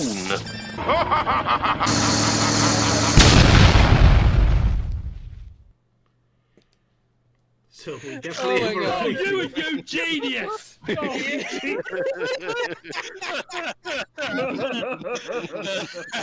that man an Oscar. Oh my god. Extra bonus points for the Sonic Underground song, Yeah. Yeah, I thought about it, but I thought, no, that's just too dumb. But like, that's what I get for thinking. Dumb is the I'm not funniest, supposed to man. do that. Yeah. Take it from me. Dumb is always the funniest. Yeah, the whole sort of my joke thing. I thought, you know, and might as remember, well just kids, include this that live in stream there. was brought to you by That's My Joke. Yeah, Yeah. Oh, that was great. I just had to include that running gag at this point.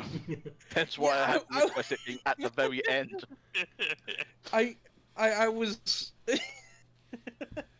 I was so confused for a second. I'm like, wait, he's just actually doing the same joke I did, and then he brought it back to the Zoidberg. With the added bonus of Melting Man being thrown in. Because I stole his joke. Yeah. Yeah, I remember seeing something similar to this in a collab where it's like, oh, that's my joke, and then someone else comes in, that's my joke! No, it's not! And then they look over the rules like, oh, you're right! So real quick, I included like the double Roger joke. You know, when Ditzo says Roger, I have Roger show up on screen, and then when Sonic says my name's not Roger, I have Boom Sonic saying he's talking to me. And then you did the same thing. Did you do both of those because of mine, or was that coincidence? It was purely coincidental because that was one of the things I thought, oh, I could actually use. I'll use a different, but because I knew exactly a moment where Roger was like looking at the camera, going, huh? I remember Roger did like a parody of I don't know some beat 'em up game, Streets of Rage maybe. Yakuza. No, it was some. Rage, It was a. well, I know you've done a Streets of Rage parody, but no, there was some like cop game, some light gun cop game where like. Oh, Virtua Cop. Yeah, maybe that one. Yeah, where like the cop says Roger, and then you just pop up on the bottom of the screen, and go, huh?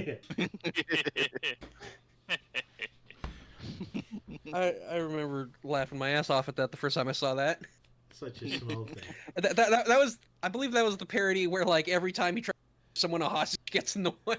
Yep, that's Virtua like they Cop throw themselves in front of the targets. Yep. Barely an exaggeration of the actual game. Yeah, now I remember that. Somebody Don't hurt me. Well, enough to I celebrate. have noticed in both of those, I was kind of expecting a reference to Metal Gear Solid where Robotnik was screaming snakes. Yeah. Yeah. I was actually almost going to throw a snake in, like Solid Snake in there, but in the end I forgot.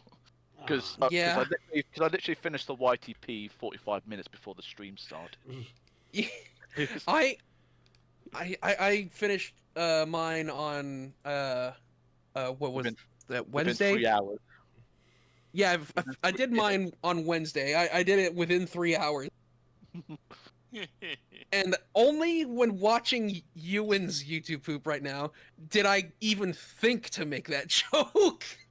Because that's where I thought he was going. Snakes! And I'm like, oh, he's going to do the Metal Gear Solid thing, but no, it's just Sonic Forces Snake. Yeah, Sonic Forces, Sonic Boom, yeah. Oh, and the look at all this garbage. Yeah. I was very just like tempted just to say like, oh, that's how very coincidental, considering the fact we're talking about rubbish Sonic games that end, and of course we got those games ending up on the rubbish pile. Yeah.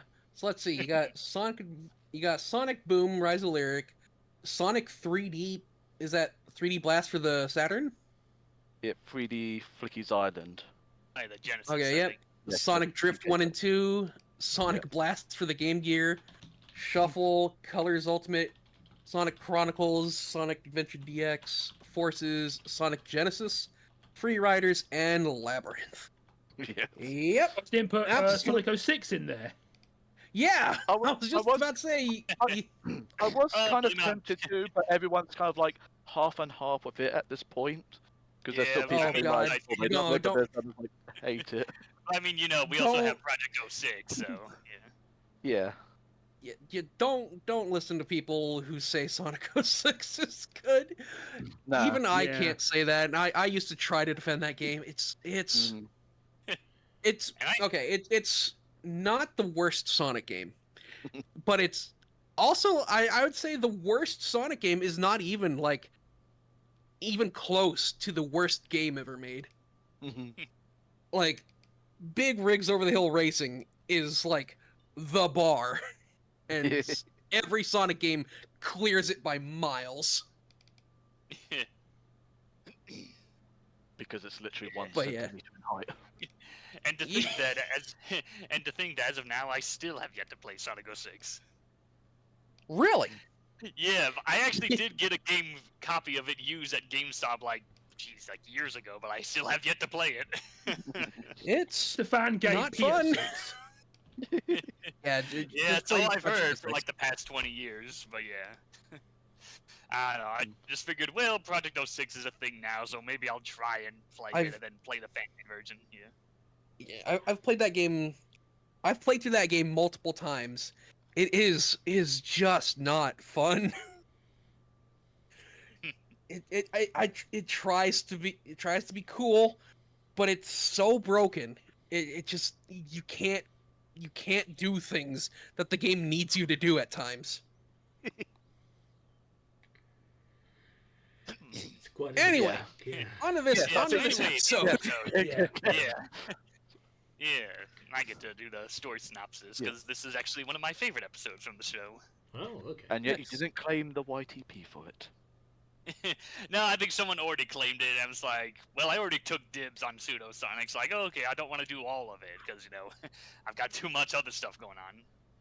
Anyway, Sonic gets trashed. So it starts off with Robotnik starting off with his like, ah yes, Robotnik Resort, you know, for all to see and come and enjoy. And then it turns, and of course, knowing Robotnik, it's actually a trap that, you know, once they enter, they'll never leave and will become his slaves forever. So that's his big master plan, and of course, he's still working on the construction of it. So, meanwhile, we got the Sonic and Tails running around, and they end up in a junkyard, which apparently is called Scrap Valley. And instantly they get attacked by a robot. So they try to attack, but then this other robot shows in. It's like, oh, hey, yeah, you're the Sonic guy. Don't kill him. You know, like, he's a good guy. So, yeah, so we're introduced to, Torch, the, these robots that were meant to be, like, Robotnik's robots, but something went wrong and they just got dumped into a landfill because they just didn't work right. So in this case, we have, Wallace A. Ditso. This nerdy guy was, making inventions, but they don't really go, they don't turn out so great. And then Torch was meant to be this really cool flame torcher, but he's also very hot-headed, so not the best guy to work with. So So like, oh, are there others? Like, oh yeah, lots more in Scrap Valley. So they give him a tour where we pretty much get introduced to like the more active robots in the episode. So we get like Ozone, like, oh yeah, a weather robot, but creates terrible weather. And then we got Peepers, who can see like very, very far, but can't see anything very, very close. And then of course we have the chef character, Wolfgang Puke, which I guess is a parody on the famous Wolfgang Puck chef. But yeah, so of course his name is Deal, as he reveals his rotten eggs and maggot surprise, which yeah, he's definitely the worst chef. And then then suddenly they get attacked by robots, or at least a blimp flies by. It's like, oh, Robotnik's attacking us, and Sonic's like, oh, I guess I'll have to take a look and see what Robotnik's up to. So yeah, so Sonic goes in. Robotnik talks about, the plans for expanding a Robotnik resort and blah blah blah. So Sonic like tricks Scratch and Grounder with the whole like pizza tip and manages to go in, snatches the plans, but then he gets quickly captured and strapped to the wall. And then Robotnik reveals his big master plan that tomorrow I'll invent those blueprints. Tomorrow I'll. Yeah, sorry, I had to throw that in. Classic YouTube music video. So anyway, so it reveals that Robotnik plans to flood Scrap Valley and turn it into Robotnik Lagoon. And if Sonic tries to get away, then he'll try out his newest invention, his Hedgehog Harpoon gun. So then, of course, Sonic manages to get away with tricking Grounder into thinking that there's a bee flying around in the blimp. So, yeah, so he manages to trick Grounder, he escapes, and then he's nice enough to tell Scratch to tell them that he escaped. So very, very polite hedgehog. But yeah, so they do a running around on the blimp, and it pretty much ends with them on top of the blimp. Robotnik fires the harpoon, and it misses. Sonic manages to get away, and Robotnik and the gang all like, fly away. It's like, oh, pop balloon, shoo, shoo, shoo. So right, so Sonic makes it back to Scrap Valley, tells the reject robots of what's going on. They don't know what to do, but then Sonic, suddenly, one of Robotnik's robots is trapped in the town. And yeah, Sonic tries to fight it off, but no, he's apparently not stupid either. So yeah, poor Scrap Valley is now in ruins. So they decide like, all right, I've had enough of this. We're gonna, fight for our freedom. So yeah, Sonic convinces the others of his big master plan. So it's the big unveiling of Robotnik's resort, and surprisingly, a lot of people are there. But again, I guess they had to come by force. So right, Robotnik's making his big speech and how he was, made his big long speech of like, oh yes, I'm your beloved dictator, blah blah blah, and how I overthrew the nursery in my youth. So yeah, the robots' imperfections decide to make them into good use. So they mess around with the pipes, and Wolfgang Puke messes with the cake and all this other stuff. So yeah, so the presentation doesn't go as well, with the monitors switching to more embarrassing pictures like Robotnik as a pig or him naked in the shower. So yeah, then Robotnik's really pissed of how things aren't going well. Tells Scratch and Grounder like, oh, it's the hedgehog, find a way to stop him, but they quickly get captured. And despite all the flaws, Robotnik's like, why don't we just move on to the cutting of the cake? Which, of course, is full of snakes. Yeah, not snakes from Sonic Forces or Sonic Boom, just regular snakes. Aww. So then he moves on to the cutting of the ribbon, which turns out the pillars were already sawed off, which crumbles the whole place. And really pisses off Robotnik to the point where he announces his real planes out of frustration, which just so happens to be all made in, live TV, which really pisses off the crowd. So, yeah, even so, Robotnik is still a sore loser, and he's like, well, you want to save your robot rejects, eh? Well, I'm going to flood the valley anyway. So he pulls a big master switch, and it turns out, the plumbing was redirected to his podium. So, hooray, day is saved, and they'll turn the ruins of Robotnik Resort into the new Scrap Valley. And the chef announces that he'll pull out his specialty to celebrate the occasion, but then Sonic and Tails are like, look at the time, we better get going. But of course, the chef's like, I'll save you some. So, and that's it. Oh yeah, and then the Sonic says is, always recycle. Don't pollute the earth, kiddies. The power is yours. I love the fact that Sonic says that Tails' bad behavior is throwing things away in the trash can. Like in any other episode, that would be the good thing, and here's the bad thing. Apparently, Robotnik blew up a church once. Yeah. I haven't felt this good since I invented the exploding church pew.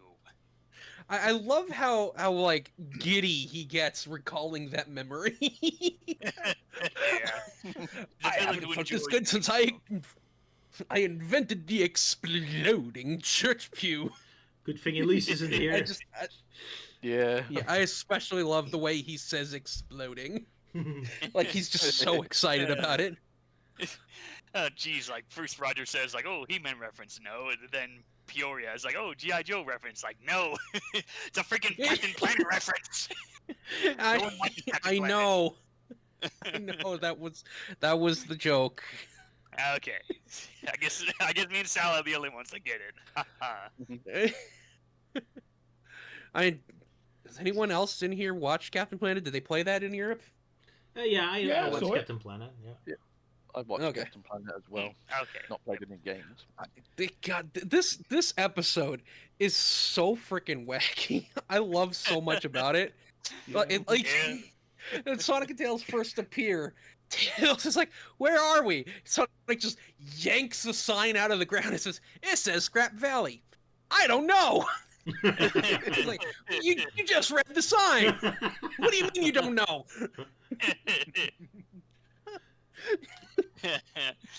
Yeah, but yeah, like aside from like the wackiness, like kind of the other reason why I like the episode is, it's just those stories of like, people that were like rejects, like kind of like Island of Misfit Toys kind of deal, and then they find out, they're flaws and whatnot. Yeah, they're not so bad. They can be useful in helping out, that kind of deal. Yeah. Actually, yeah, that's something I want to address in this episode. We've got all these reject robots.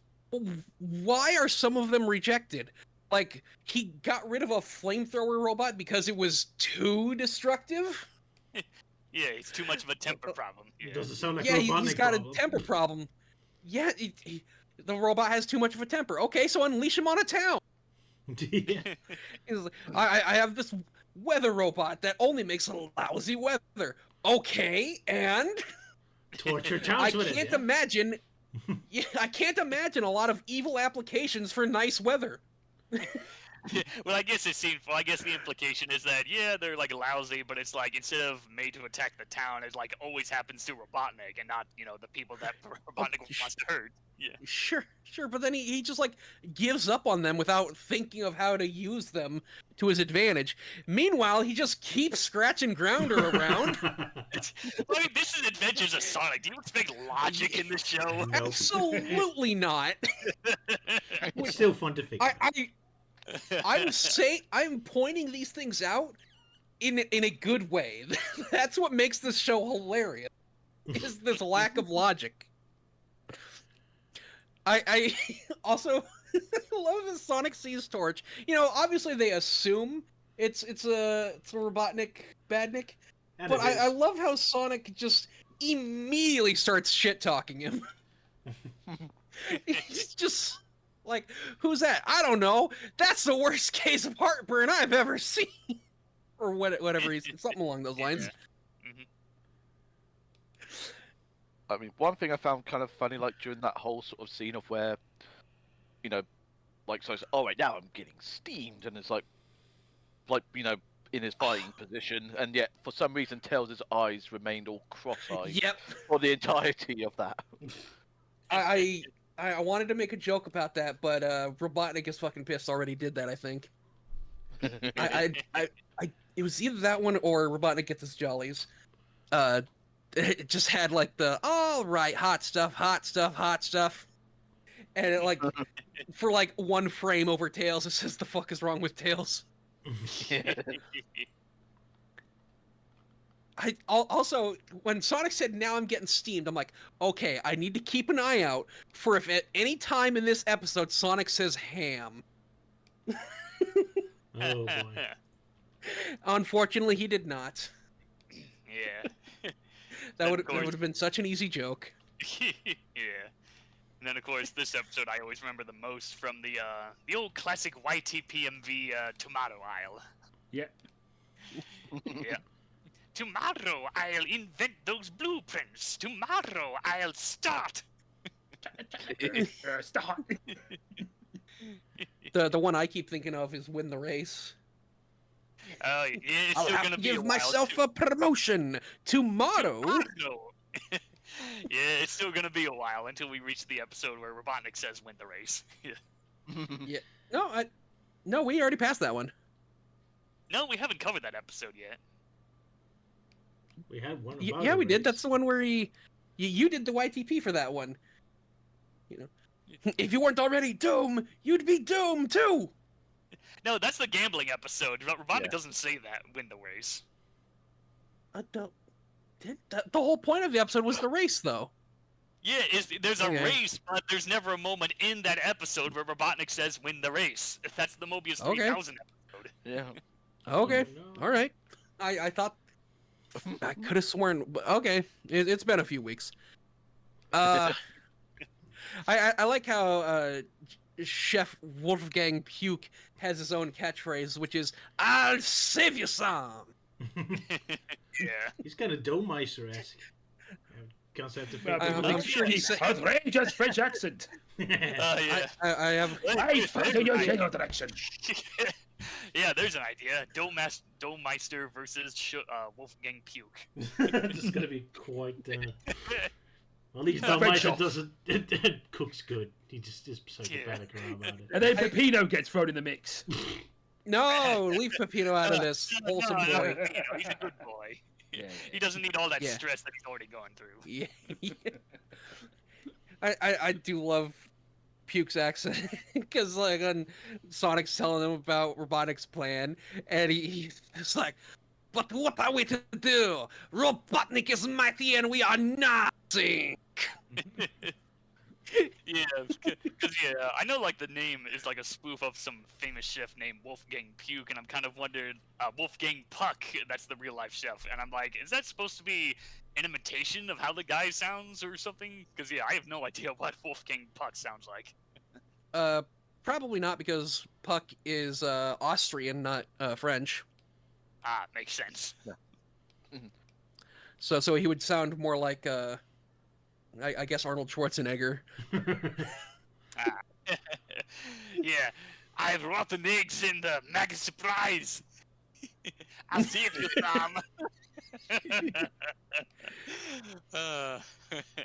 I do like how this episode kind of predates Scrapnik Island in a way. Oh yeah. Well, I mean, yeah, kind of in every way. Yeah, and it even predates Island of Misfit Badniks from Archie Sonic. Yeah. Oh my goodness. Well, once again, with some very some very revolutionary ideas coming from Adventures of Sonic the Hedgehog. A lot of clairvoyance, apparently. Yeah. Especially with YTP material. Yeah, especially the whole like, I haven't felt this good since I blah blah blah. Like that's like a very popular thing that people do with like replace exploding church blue with like something else. Since I invented X, or since I invented penis, and and so on and so on. Endless possibilities. Yeah. The possibility. Yeah. I struggled the entire time. Like I knew I had to do something. I invented the exploding, and I'm like, all right. What would be the funniest thing in this episode for him to make that explodes? But like, it was so hard to top exploding church pew. I initially had an idea to swap exploding church pew and fire extinguisher. So it's just like, since I invented the exploding fire extinguisher, and then later on, this is a good time to test my church pew. But it just wasn't as funny, so I eventually landed on exploding nursery. Yeah, if I had done the intro for this, I would have. My version of that bit would be, I haven't felt this good since I invented my mama.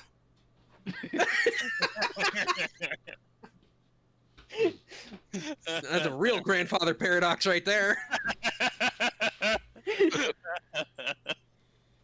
I'm my own grandpa.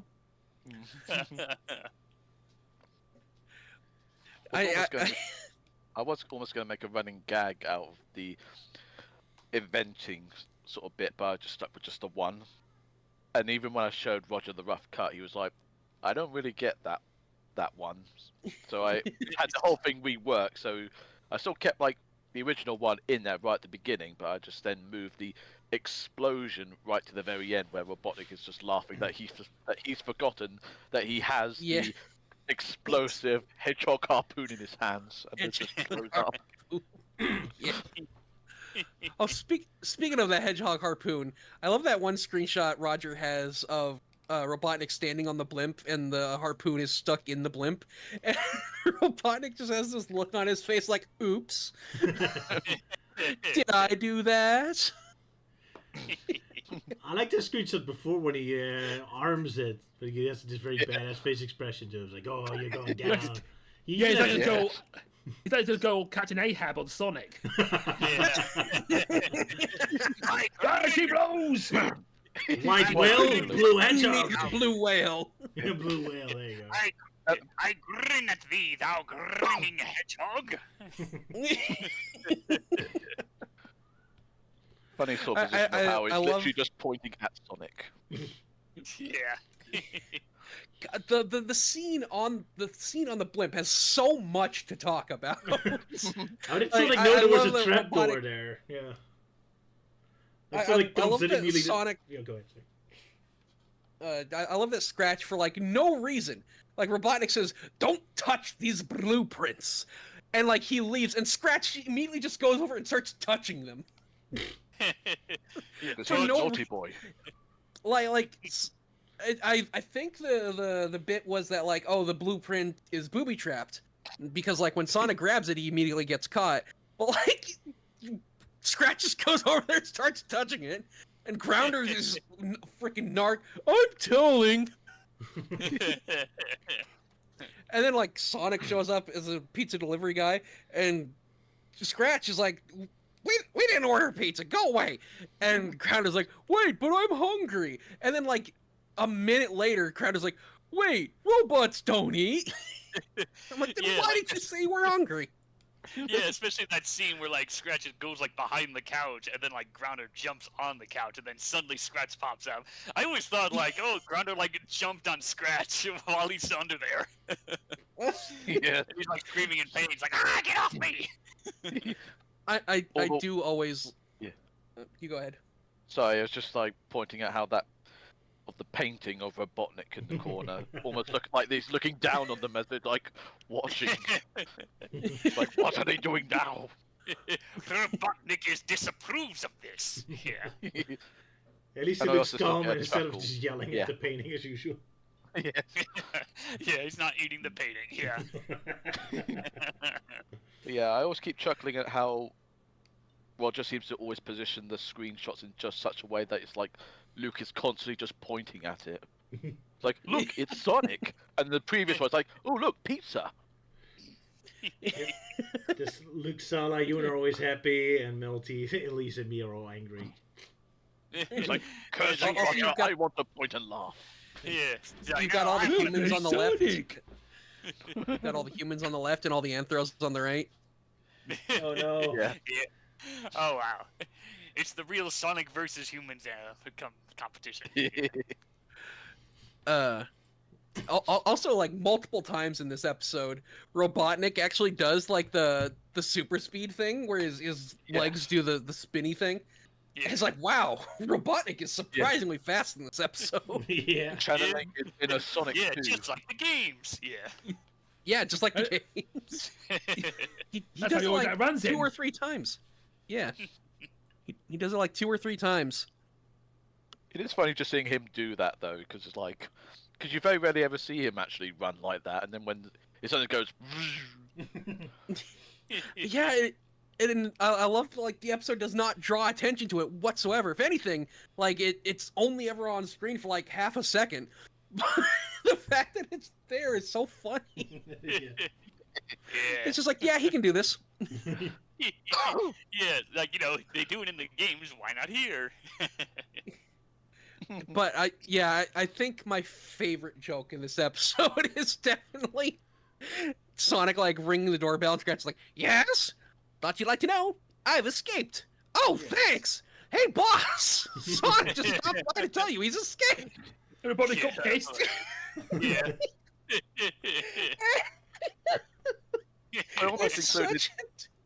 I almost included that joke in there. It's like where, like, Scratch is just shouting, "Hey, boss! Sonic has just escaped!" And then Robotnik would have shouted, "Predictable!"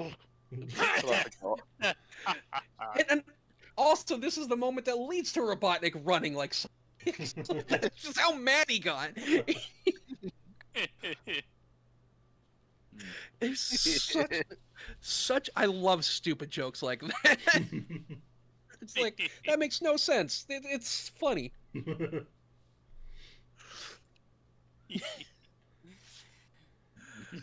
Yeah, I think another bit that I found hilarious is like, Robotnik is freaked out by the snakes, then goes to the cutting of the ribbon, and like Tails is just holding the scissors, and Robotnik's like, "Oh, thanks." He doesn't even notice. I love Tails just hands him the scissors. He's like, "Thanks." And this is the second after he's under attack by snakes. You'd think he'd be more cautious at this point, but nope. He goes straight back to the naive. Nope, everything's going according to plan. He doesn't even question it. He just thanks him. What I'm also kind of confused by, like, he has this stage in front of a public where he's doing his annunciations, but then he does the cutting of the cake in like a private kitchen. Like, shouldn't you do that in public as well? Now it's time for the cutting of the cake, and he just goes into a building. Yeah, he just goes inside. Yeah, maybe there's like cameras inside. Yeah, I was picturing it as like it's a stage kitchen, like it has no fourth wall. So I guess so, but it's funnier if he just goes into a random kitchen, everyone's just looking confused. Like, what? Now that you mention that, house. Yeah. Now that you mention that, I think that's way funnier. House, Time for the cutting of the cake, and he just leaves. Goes back into his own house. Yeah. Who's been cutting at my cake? Yeah. And everyone in the crowd's like, "Are we supposed to follow him?" Yeah. Oh yeah. Speaking of the crowd, like, what a selection of background characters here. Yeah, they brought back the weenie people. Yeah, the weenie people are back. Yeah. Then you got like bears and a lizard guy. And yeah. Weirdly, like half of the crowd is the weenie people. Yeah. And the other half is random animals. And what makes it more creepy is that, like, in the Tails Going Big episode, like, the weenie people are, they have, like, the colors like actual weenies and whatnot, but here they all have human skin for some reason. Yeah. They're not cooked yet. They all look like uncooked hot dogs, whereas in the Tails Getting Big episode, Two Tall Tales, they look like grilled sausages. Yeah. It's very... Maybe it's a slow transformation process from human to sausage people. or maybe they just have sausage segregation. Yeah.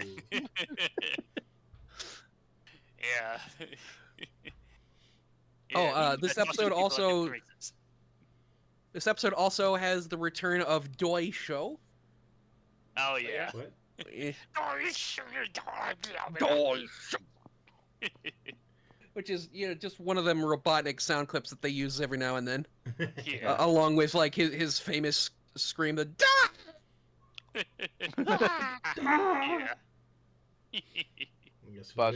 Also, there was a bit where Wolfgang Puke was like tampering with the cake and putting it behind him. I thought it was like, wiping his ass with it. I thought the joke was going to be he replaces the cake with something disgusting, but then he just pulls out an exact replica of the cake. I'm like, okay. Oh yeah, maybe he did like wipe it behind his ass. Yeah, drink soils, this secret recipe. No, it's a secret recipe. It's a poop out snake. Yeah, he just has snakes in him. Yeah, he for pulls out just snakes an out of his occasion. ass. Yeah, he just pulls snakes out of his ass. Yeah. There's a snake in my ass.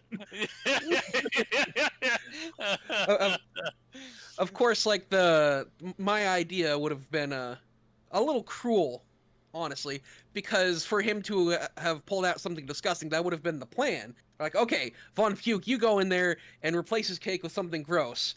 But he's like, you think my food is gross? Oh boy. That would have been mean. No, let him be delusional. Yeah. I like this guy. He's funny. I'll save you, son. Melty, Oh my Piotr God, asks, they need. Piotr in the comments asks if you saw an episode of Invader Zim. That has to do with weenies, I guess? If I watched that one episode of Invader Zim, well, which episode exactly? It's been way too long since I watched Invader Zim.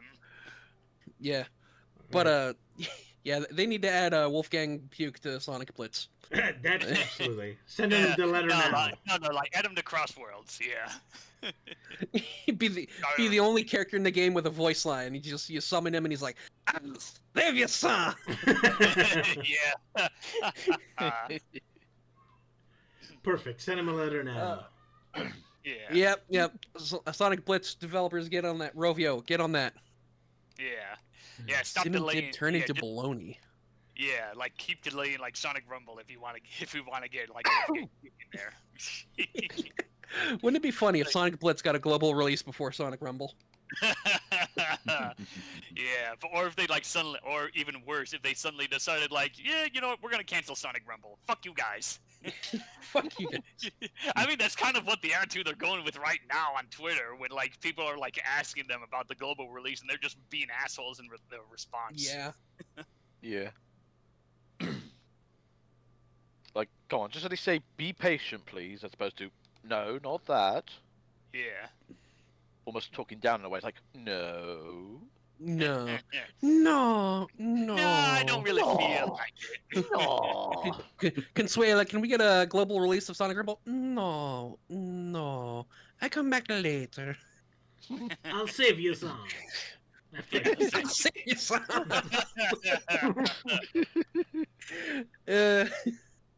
Incredible. So yeah. This was a good episode. Yeah, and I suppose Luke is wondering what stain is on Wolfgang Puke's like the apron. stains on his apron and whatnot. Yeah, it's like, ooh, I wonder what that tastes like. Yeah. Ooh, orange juice. Yeah. Ooh, is that apple juice?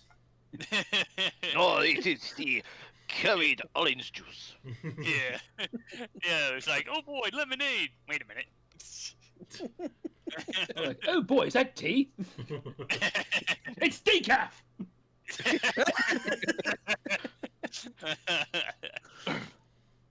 And of course, Sala's pointing and laughing at Tails for throwing rubbish away. Like,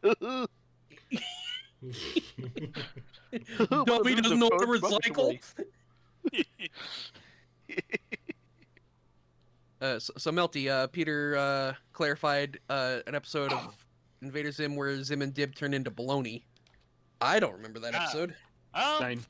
I honestly am not sure if I've seen that episode or not. I remember most Invader Zim episodes that I've seen, but yeah, as I said before, it's been way too long since I've watched it. Yeah, I binged that show like many years after the fact, but yeah, I guess there's a lot of it I forgot in the binging, which is, you know, the disadvantage of binging things sometimes. A little too much to take in at once, yeah.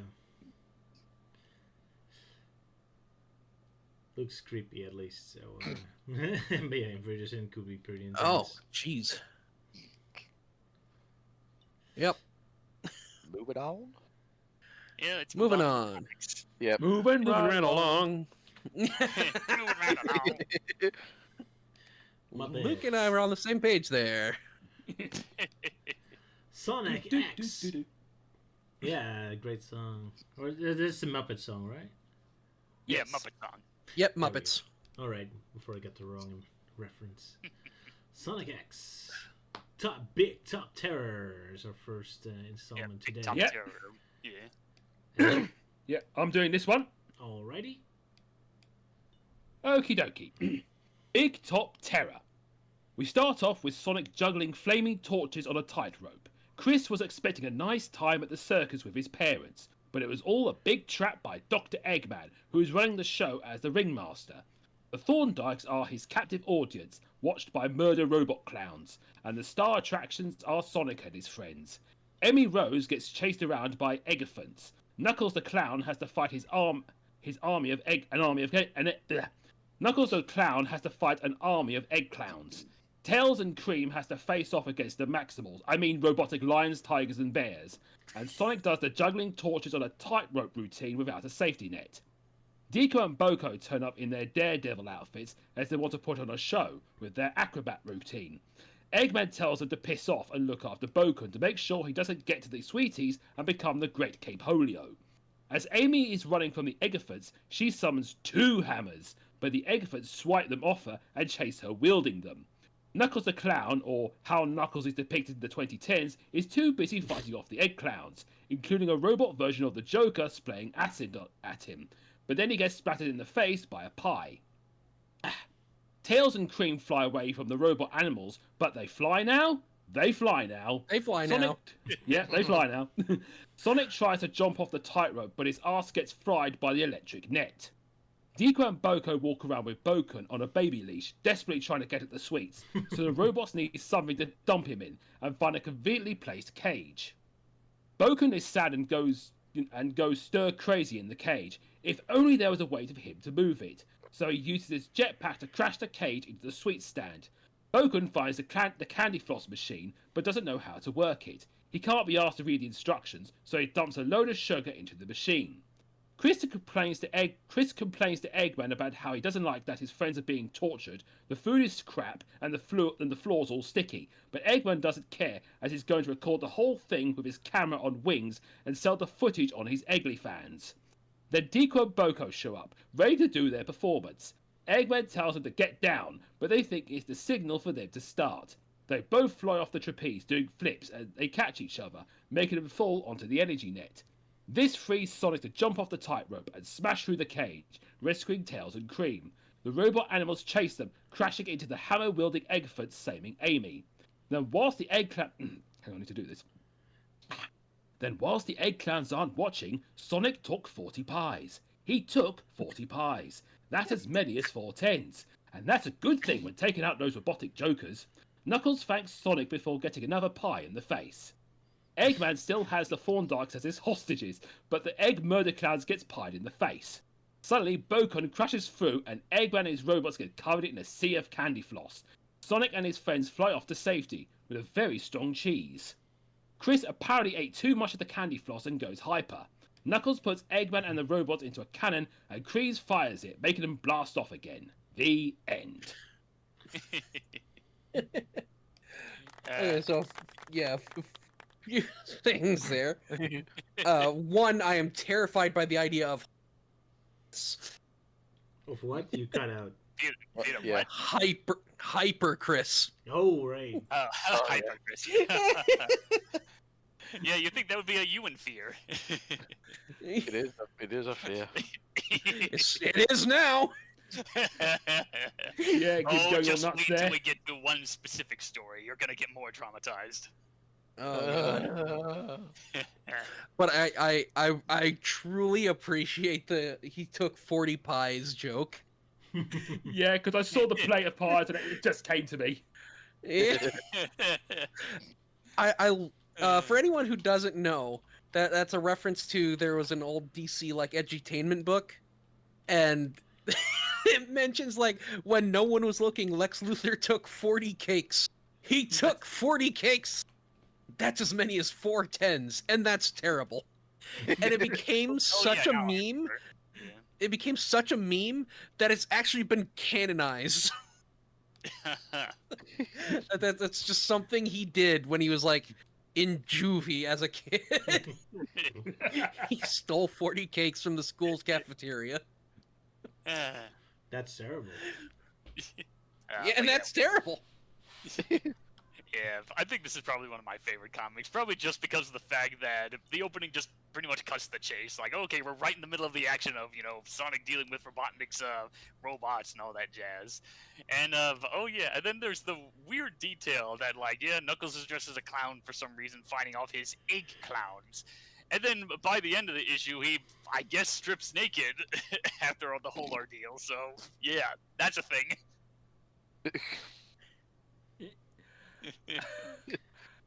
I actually really like Eggman's Ringmaster outfit because he does look great like an evil Ringmaster.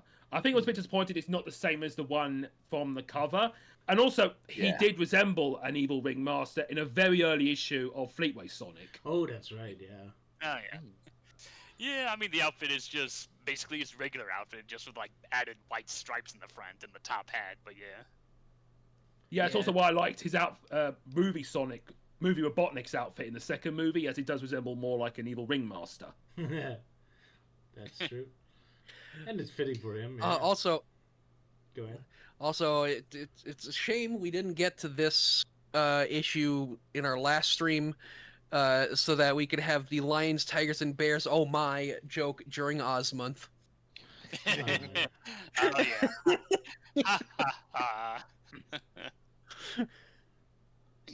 Indeed. I also remember seeing the robot tiger, and I do have a Transformers tiger toy that Euan gifted me once. Yeah, the mutated, Tigertron. Is there also Transformer versions with a lion and a bear? Yeah, the line is Lio Jr. and the elephants are Saturn. And I'm only referring to them because those were from the Japanese only Beast Wars second. Also, I'd like to clarify that Bo-kun actually does read the instructions on how to work the candy floss machine, but decides, fuck that, I'm gonna dump in all of the sugar. Yeah, pretty much. Yeah. It's too conservative. And then, of course, yeah. Too conservative. And then, of course, Pico and Boko being best boys. You know, like they're all dressed up and wanted to perform an act, and Robotnik's like, no, get out of here. Oh. Oh. Also, it's weird that, like, the running gag of Eggman referring to money as green slips of paper is like gone on for so long. Yeah. You would think at some point he would have just learned to call it money. Yeah. Well, his robots don't speak against him, and Sonic is not interested in explaining it. Fair enough, but like, yeah. And I was about to say, well, maybe he'd learn on his own, but like, that would, I guess, imply that he thought himself wrong in something. Ooh, so, not gonna I guess it makes sense. Besides, he lets his robot do the finance work, probably. Yeah. Also, just how many of these robot clowns did he have that Knuckles was distracted this entire time fighting them? Because, like, he clearly obliterates clowns in a one-on-one fight. You can see him just, like, absolutely tear through one of these robots. Yep. So, like, how many of them could there be to keep him distracted for any amount of time? Maybe that clown car is like a generator. Like, it just produces an endless amount of egg clowns. Oh, okay. Yeah, Eggman did mention something about, like, oh, how did I fit all? You got out again, but yeah, how many did he fit in a car? Yeah, how many can fit? Hoo-hoo. Yeah. So, yeah, I guess maybe that is the... Also, in the first panel that has Knuckles, the clown that he is punching has a recolor of Knuckles' own... Oh, that's interesting. Yeah. Oh, yeah. Yeah. Nice detail. The colors are just kind of swapped around. I guess Knuckles took offense to that. It's like, no, I'm the best clown. Those are my shoes! But enough. Seeing Knuckles as a clown makes you think that this is how he gets depicted falling for Eggman's tricks over and over. Probably, yeah. Yeah. Poor Knuckles. He's just the clown makeup meme. Yeah. You've fallen for Eggman's tricks again. Poor Knuckles. No respect. Yeah, especially in the 2010s. Especially the 2010s. Yeah. Thanks, Sonic Boom. Ugh.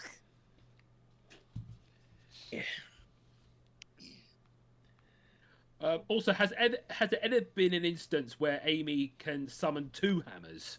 No, I think this is the first time I've seen. There's been not 2 at once. There have been times where like in the ending to season 2, where like she chucks the hammer at Eggman's spaceship, and they're like, your hammer's up here, you can't reach it. But then she just summons another one. But yeah. This is the first time she summons 2 at once. Which is pretty cool. But they both get stolen. And I'm like, all right, summon another one. Yeah, but it was predicting the future with how useless the Pico Pico hammer has become nowadays. Even one dual wielding. Yeah, being replaced by those damn tarot cards. Way powerful. I mean, she's had the tarot cards longer than she's had the hammers, to be honest. To be completely fair. Yeah, I mean, she's had the tarot cards from day one. Yeah, I mean, sure, but it's like the issue with Frontiers is that like they're like abilities that could have easily been used with the freaking hammer, and not just let's just bring back the long jump, let's bring back the high jump from Sonic Adventure, but do it with cards and not the hammer this time. Yeah, I was definitely and they like just explain it as like, oh, well, my hammer. I'm like that's just an excuse. Yeah. Why did she not have her hammer?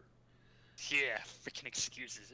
Probably because they require more work for Sonic Team to render new items, more props. Yeah.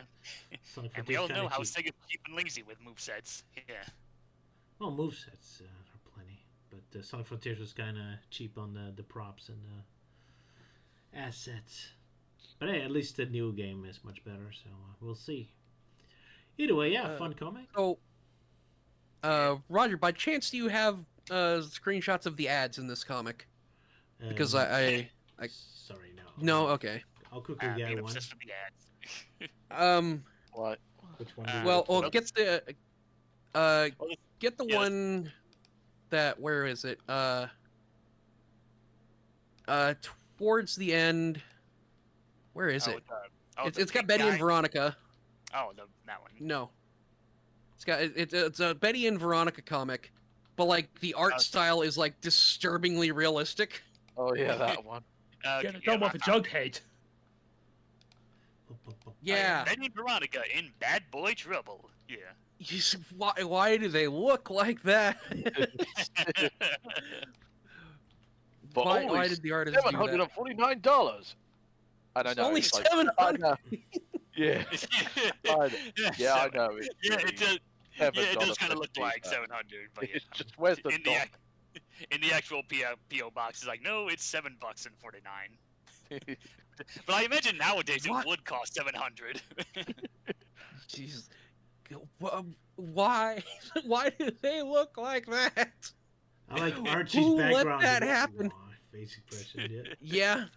Archie's just in the background, also looking realistic. He's like, at least I'm not in a close-up. But also there is a, you don't have to put it on screen, but there's a ad, the first ad. You open the book and there's just immediately an ad for Pirates Online, which was a Disney MMO where you play as your own custom pirate in the Pirates of the Caribbean world. I actually played that. Yeah, I played that. I remember that. I made my character like goofy looking. He's like wearing a blue and white striped shirt and no pants. And it was a really cool game. I like that it just starts off with you and Jack Sparrow in jail. And like Jack Sparrow does what he does, and he's just like making like silly comments like, I think we should be leaving, as in soon, as in now, and he just kicks the cell open. It was a funny game. It shut down in like 2013, but apparently some fans have revived it. Oh, so cool. I never heard of it. That's good. Yeah. Alrighty, cool. And of course the last ad in the comic is very topical. All of a sudden again, Phineas and Ferb. Wow, a new TV show. Yeah, they brought back the series for like a new season or something. Yeah. Yeah, and that they uploaded like a preview of the first episode before it came out, and absolutely everyone was just shocked at the cliffhanger ending. Because they're setting up like the most obvious joke ever. You know, because like Candace is like, oh, there's no way 5 inventions could disappear at the same time, and it cuts to Doofenshmirtz, and it's got an attachment to hit 5 targets at once. And you're like, okay, I see where this is going. And then he just accidentally vaporizes their and that's how it ends. You cut out at a perfect time again. So spoiler prevention for the people who haven't seen it yet, I guess. Yep. You know, yeah, fair enough. If you haven't seen it, go watch it, because that ending... or I guess it's only the middle of the episode. But, yeah. Good stuff. Anyway. Alrighty. Good stuff. That's good. I like the show. Nice catchy music, too. Yeah, Doofenshmirtz Evil Incorporated. You busted. Doofenshmirtz holding a bucket. Doofenshmirtz walks to the diner. Oh yeah, Doofenshmirtz basement. Such a good show. Anyway, should we move on to Meteor Madness? Yeah, fine by me. Yeah, we're skipping a few issues, mostly because the issue after 30 is actually a 2-parter, and we're going to save that for next time. So right now, it's just another standalone adventure. It calls Meteors. Very I just love the cover. Yeah, everyone killing Robotnik. Oh, yeah.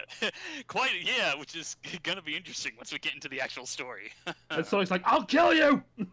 That's my joke! I'll kill you! Also, bringing it back. I just noticed Froggy still has his tail on this cover. Yeah, that seems to be this weird detail that's like not just in cover but like other Sonic media where they always have to show Froggy with that freaking tail. Like I think one example I can think of is Sega All-Stars Racing. You know, Big's power move is summoning Froggy to jump ahead, and yet he still has the tail somehow. Yeah. Guess they forgot the context. That's typical Sega. Yeah, I guess Tailed Froggy is more marketable than regular Froggy. More recognizable. Well, I said marketable. Because, like... Sure. Well, yeah, but I said recognizable. Oh. Makes sense. Because, like, Disney, yeah. Sega. The game where Froggy was most important was the one where he had a tail. Yep. I guess so. And typical for Sonic teams to forget about the context and just remember the superficial visual things. But yeah, Meteor Madness. Man, this is a pretty scary chapter. This is a horror one because it's starring the most terrifying of all Sonic characters. It's a Chris episode. Oh my. And lucky me, I'm the one who gets to do synopsis. Who's favorite? Yeah, whose favorite? No, I said, Euan's, oh yeah, it's obviously. Euan's favorite. Yeah. Euan has a great time. Yeah, see, he's yelling in joy. Indeed. So, synopsis for Meteor Madness. It is one wonderful afternoon at the Thorndike Mansion, and our gang is having a cookout. Now, notice I say cookout and not dinner, because Sonic's throwing all the food to the ground. Apparently, Sonic traveled to his own dimension to talk to the Chaotix about dating advice, and then the Chaotix hopped back to the human dimension, proving how needlessly dramatic Chris was over traveling back and forth in the TV show. Reminiscing about the single episode of character significance that Knuckles and the Chaotix had, Chris is immediately overcome with bitter jealousy that he only got 26 episodes focused on him. So it's time for a change. It's time for vengeance. Lucky for Chris, something is about to happen. Chuck is suddenly screaming that a meteor is falling from space, about to hit the Earth. Whatever. Happens all every day anyway. However, there seems to be a Chaos Emerald in it, so everyone's immediately agitated. Chris suddenly has an idea. This is his big, exciting moment. Chris decides they all should split up and act like this Emerald Hunt is going to be a competition. We're going to have teams, and we're all going to have to fight to get the Chaos Emeralds, because that would confuse Robotnik or something, I guess. But of course, Chris has a secret plan going on, a very brilliant plan. Anyway, our heroes are going to split up. We're going to have 3 teams, one captained by Sonic, one captained by Vector, and one captained by Chris Thorndike. Sonic picks his team, and he chooses Tails, and then just to spite Amy, he chooses Big the Cat, because he fits perfectly with Sonic's speed. Vector chooses Espio, and then chooses Amy to spite Charmy. Chris then picks Cream and Charmy, because he knows they won't get in his way, because they're only getting the occasional cameo and 2 lines of dialogue this entire comic, so they won't get in his way of his precious screen time. So his brilliant plan is great on its way. So, chasing after the Meteor, it's about to hit the South Pole, but poor Sonic, he apparently can't run on ice all of a sudden, he slips all over the place. The other characters jump in, and a big fight ensues. Everyone is fighting over who's got the Meteor, falls into the water. Big the Cat has to fish it out, which of course takes forever, but oh my god, it's a surprise Roots the Bat flying in. She's meddling with the fight, and she's taking the Meteor away. So everyone starts chasing and grabbing, and going all over the place. Poor Cream and Charmy has to fly Chris all over to the South Pole. Apparently, part of his brilliant plan was to rely on them flying all over the place instead of just grabbing one of the planes or something, but oh well. Yeah. Also, he Child labor. Child labor, Chris's favorite pastime. Also, he didn't grab a winter coat. Anyway, running around, their chase taking so long they're going all across the continent of the America and end up in Brazil. Poor Cream and Charmy having to fly all over the place. Meanwhile, Robotnik is not really doing anything. He's on vacation, enjoying a mud bath. But, of course, the heroes just happen to come close to him. More and more fighting all across over the stupid meteor. Chris suddenly spots something. But we don't know why. But his brilliant plan is still ongoing. Anyway, fight, chase. Vector falls into the mud bath to annoy Robotnik. But he still doesn't really get involved with the plot. So we're just moving on. Anyway, all this madness and chaos ensues until eventually Sonic gets to the Thorndike Mansion, having won the competition. Hooray! Except, oh no, the Meteor was empty all along. What happened? What's going on? So while everyone is confused looking around, Chris suddenly comes in with a big giant smile on his face. He had the Chaos Emerald all along. You see, his brilliant plan was to just assume that everyone is too stupid to notice that the Chaos Emerald fell out eventually, and just through blind luck that Chris just happens to grab it. So that's why he wins. Yay! It's a victory for the little guys. So Cream and Charmy are very happy that this episode is apparently also dedicated to them, even though they barely get a cameo. And Chris is finally the hero he wanted to be. Except that everyone still cares more about the other characters because they actually had something interesting to do, while Chris just randomly locked himself into a victory that nobody cares about. The end.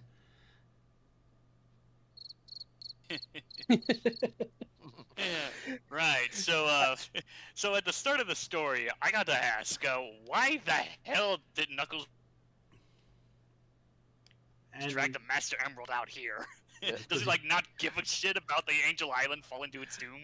You know what? That is a fantastic question. Look, the Master Emerald also wants to barbecue sometimes.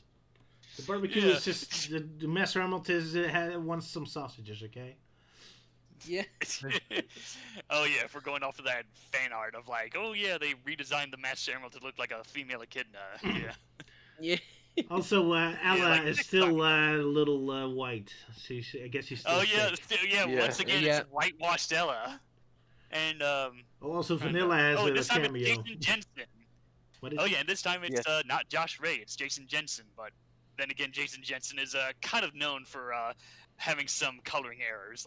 If you've seen my episode in covering Dulcie the Dragon on Archie Sonic Character Files, I had a bit of a rant on the inconsistencies about the color of her nose ring. But yeah, that's a whole other topic. Fair enough. Oh god, I had something I wanted to say. What was it? We never find out why Sonic needed dating advice, unless he wants to date reflection.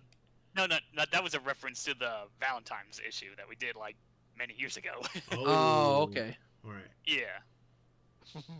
Right. Okay. Yeah. It Vector does have the little double asterisk there. The asterisk. As seen in this issue. Yeah. Stupid for me not paying attention to that. All right. Fair enough. A Sonic comic tradition. Also, I like that they have this plan to get to the meteor, and they split up. And Sonic just completely leaves his team behind, but then everyone shows up seconds later anyway. So, what was the point of splitting up? And also, how fast is everyone else? Yeah, that's a very good question. Everyone just splits to the South Pole like it's nothing. Yeah, it's like we don't see any cars or planes being used. It's like, oh no, they just run over there. So. Yep, they're just there seconds after Sonic gets there. Yeah, like, oh, let's have a race. 3, 2, 1. And then everyone's at the North Pole. Yeah. South Pole. Oh, South Pole, yeah. Also, like, Cream and Charmy are both carrying Chris, but, like, Cream can effortlessly lift big. Like, Charmy doesn't even need to be there. I doubt that Chris weighs more than 620 pounds. Yeah, but the Sonic Heroes only flew on one level. Here they fly across the entire continent, so I guess you have to do it in... Not fair. in well, shifts. I mean, I'm sure Charmy... Well, I'm sure it could have gone either just Charmy or just Cream, because I mean, Vector looks pretty heavy to carry around, and Charmy's able to do that with no problem. Yeah, but that's what I'm saying. They have to do it for way longer than usual. Like in a car, when you drive all across the other side of America, you might need a second driver so the other can rest. Because they're flying from the South Pole to Brazil to back to where to Los Angeles, where the Thorndike convention is. I think that's quite a distance. It's a little longer than just Seaside Hill. I'll just still stick with Chris loves child labor. Yeah. That's also a very good point. Absolutely. Then again, he himself is a child, so he gets away with it. Yeah, he's a human child, totally different. Yeah. But yeah, I love how he his loves entire animal labor. That's true. Even worse. But I love how his brilliant plan just depends on just blind luck. It's like, oh, I'm sure they'll suddenly drop the Chaos Emerald and don't notice it. My entire brilliant plan all hinges on that. And of course it works. I also love how big the Get is just randomly joining the Mud Bath attack, man, with no explanation. He's just randomly there. Yeah, just fishing as usual. Yeah. Poor dude. Oh, big. So dependable? What was I going to say? Oh, yeah, I was very surprised that when Rouge jumped into a frozen lake to pick out the emerald, I'm surprised it didn't affect her at all. I was expecting it to come out looking like an ice cube or something. That would be funny. Like Crash Bandicoot. Oh, yeah. So she went to the water and then she just, like, floats to the surface holding the meteorite, like, ew. That would have been funny, but alas. Also, this comic perhaps implies that Thorndike Manor is in Texas? Really? Yeah, because, like, when it's showing, like, Sonic bringing the meteor back, like, the last place we see is him going into Texas, and then it just shows him at the manor, and Knuckles is carrying the Master Emerald again for some reason. Interesting. Well, I presume that's meant to be... Oh, he crosses from Mexico and South America back to North America. But yeah, he goes in the wrong direction, because if it's in Los Angeles, he should have gone to the left, yeah. Well, I mean, as we discussed when we were covering the actual show, the closest real location I could find where Chris seemed to live, based on some other map of, like, Sonic traveling, seemed to be, like, in North Dakota. All right. So why not? So I suppose he could, like, the shot of him going through Texas. Maybe he's just passing through, but that is the last place we see him on the map.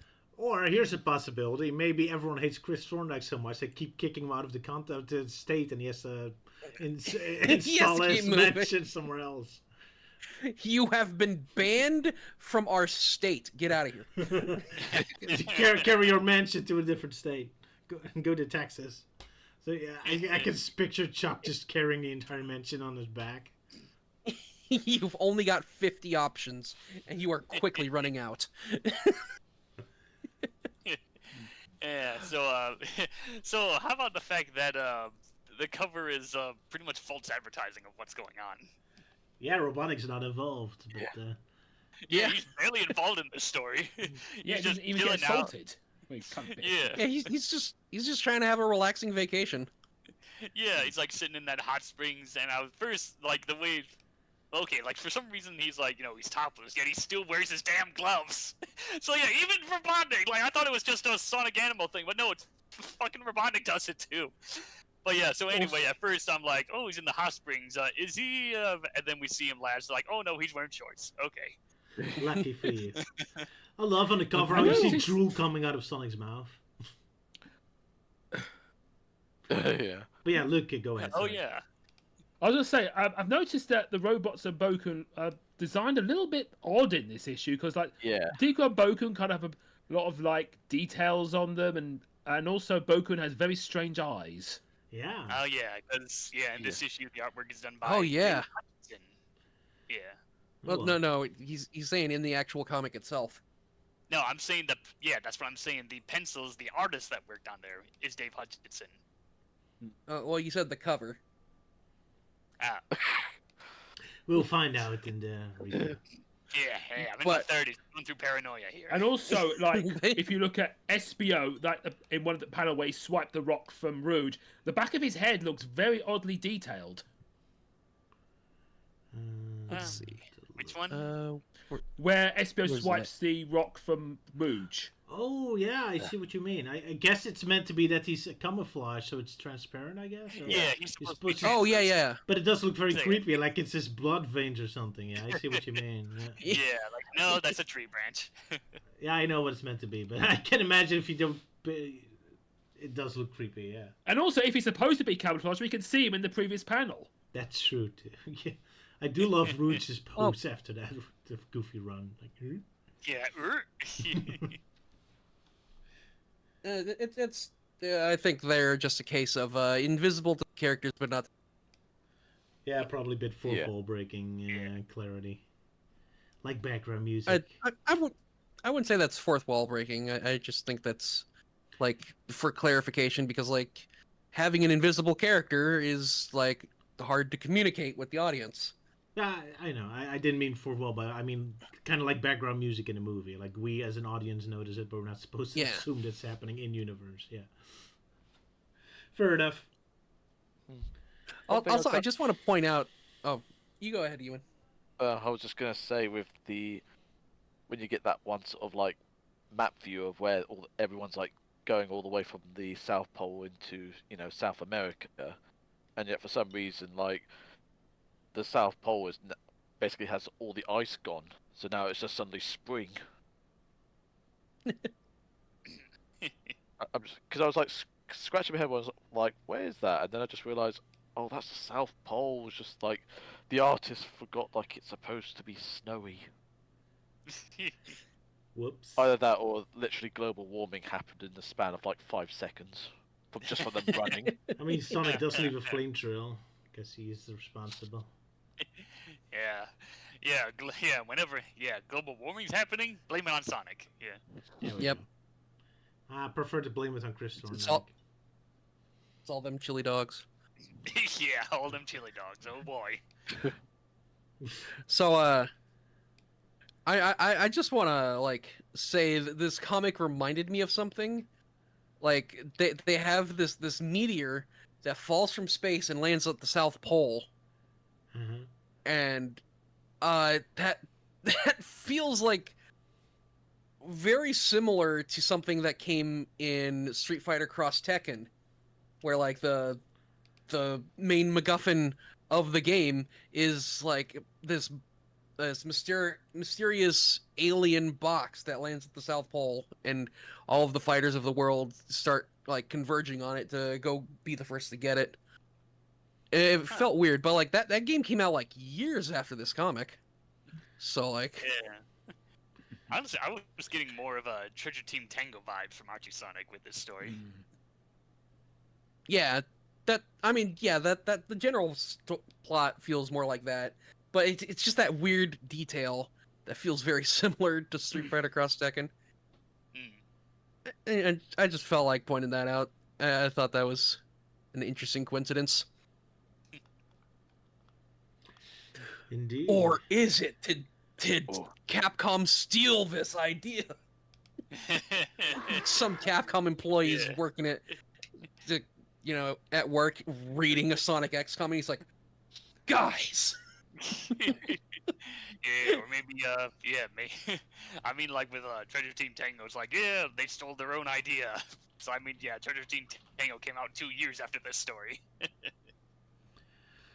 Indeed. I find it really funny that Knuckles takes the Master Emerald with him everywhere he goes. Like, does he keep it in his bed, or does he share a bath with him? Yeah. Yeah, so I guess this comic debunks Knuckles Roger's claim from that one video about Knuckles shoving the emerald up his ass or whatnot. What, Master Emerald? Yeah, no, the Master Emerald, yeah. I mean, he did that in Sonic Adventure too, so like, Yeah. it's not an absurd idea. Yeah, but like then again, when he like brings it up to hold it, it's somehow a lot smaller and not like the bigger size that we see later on. Does it just like have the power to shrink or something?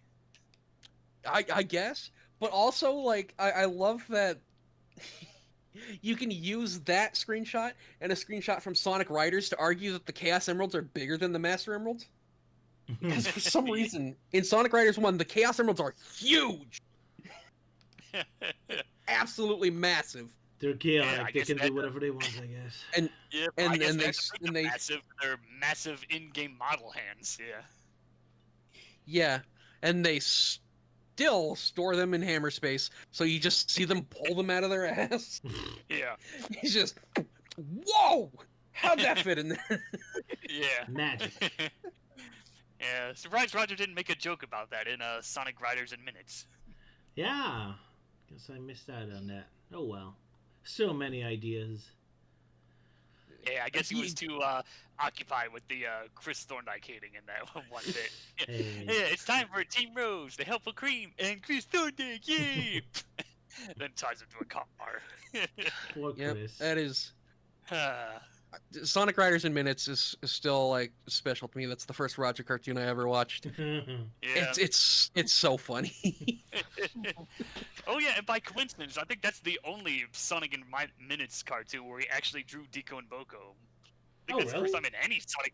Yeah, I think that's the first time in any Sonic parody he's ever drawn those two robots. Could be, yeah. I'm surprised I put him in there. Yeah. When they're the ones who like remind Robotnik that he robbed that bank that one time. Yeah. Oh wow. Okay. Must have just. But then again, I suppose that was all just before Sonic Colors came along. And yeah, give us the worst Eggman henchman here. Yeah. Oh wow. Worse than Sleet and Dingo? No, it's worse than Sleet and Dingo. Yes, or Robot and Cube, but I worse than that. At least Sleet and Dingo are actually funny. Yeah, they were unintentionally funny in some ways, but still. Oh, we just got a question in the comments about that the upcoming Sonic manga also has a human child sidekick for Sonic. Do you know about that? Doesn't ring a bell to me. No, I'm not too familiar with any of the more recent Sonic manga stuff that's been going on. And the obvious fact that they're only in Japan. We'll see. We'll see what they'll do. But, yeah. Yep. We're a little mean-spirited to us, Chris. A little. Oh, wow. Yeah. Poor kid. I'm sure there are some Chris Thorndike apologists out there, like how there was for Marine the Raccoon. Yep. Yeah, poor Chris. He isn't a cute girl like Marine, so Marine gets a lot more forgiveness. Yeah. And if only they can give her a new pose and not being frozen in time. Yeah, she's been doing the same pose for so many years. Her poor back. Well, at least in game she has different poses as well. She's animated. Yeah. Yeah. Yeah, I like that when I first shared screenshots of her in Sonic Speed Simulator, I intentionally screenshotted her doing that pose because, you know, it's a lot more dynamic than just her standing there. And Melty assumed she was just standing like that all the time in the game. And he's like, oh, poor girl. Oh, yeah, with the Speed Simulator, yeah. Yeah. Leading, of course, is a funny picture from Mutton Chop, a webcomic artist. Poor Marine, yep. And poor Chris Thorndike. Yeah, shall Chris Thorndike make an appearance in any of the new projects? I mean, if Sonia Manic is going to make it in, then Chris could. Oh, yeah. Possibilities are endless, as Sonic Unleashed taught us. Well. Yeah. Hopefully, no Chris, otherwise you'll be hearing this from me for ages.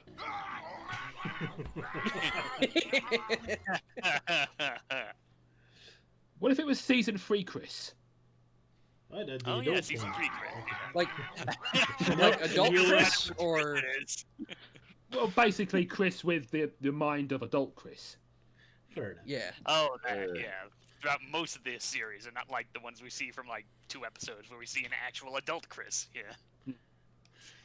We'll yeah, see. Adult Chris, where his uncle is somehow still alive and hasn't aged at all. Because he found the fountain of youth. I guess so. Just bearing children when you're still 10 years old is good for your health, apparently.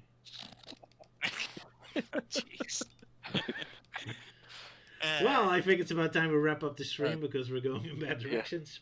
Yeah, well, hey, at least, well, hey, at least next time will be fun because for the next batch of Sonic X comics will be the return of El Gran Gordo. Dun dun dun. Hell yeah! This quickly? Yeah. Oh. Right. Yep. Yep, as well as the 2 upcoming Adventures of Sonic the Hedgehog episodes is going to be Grounder the Genius and Tails in Charge.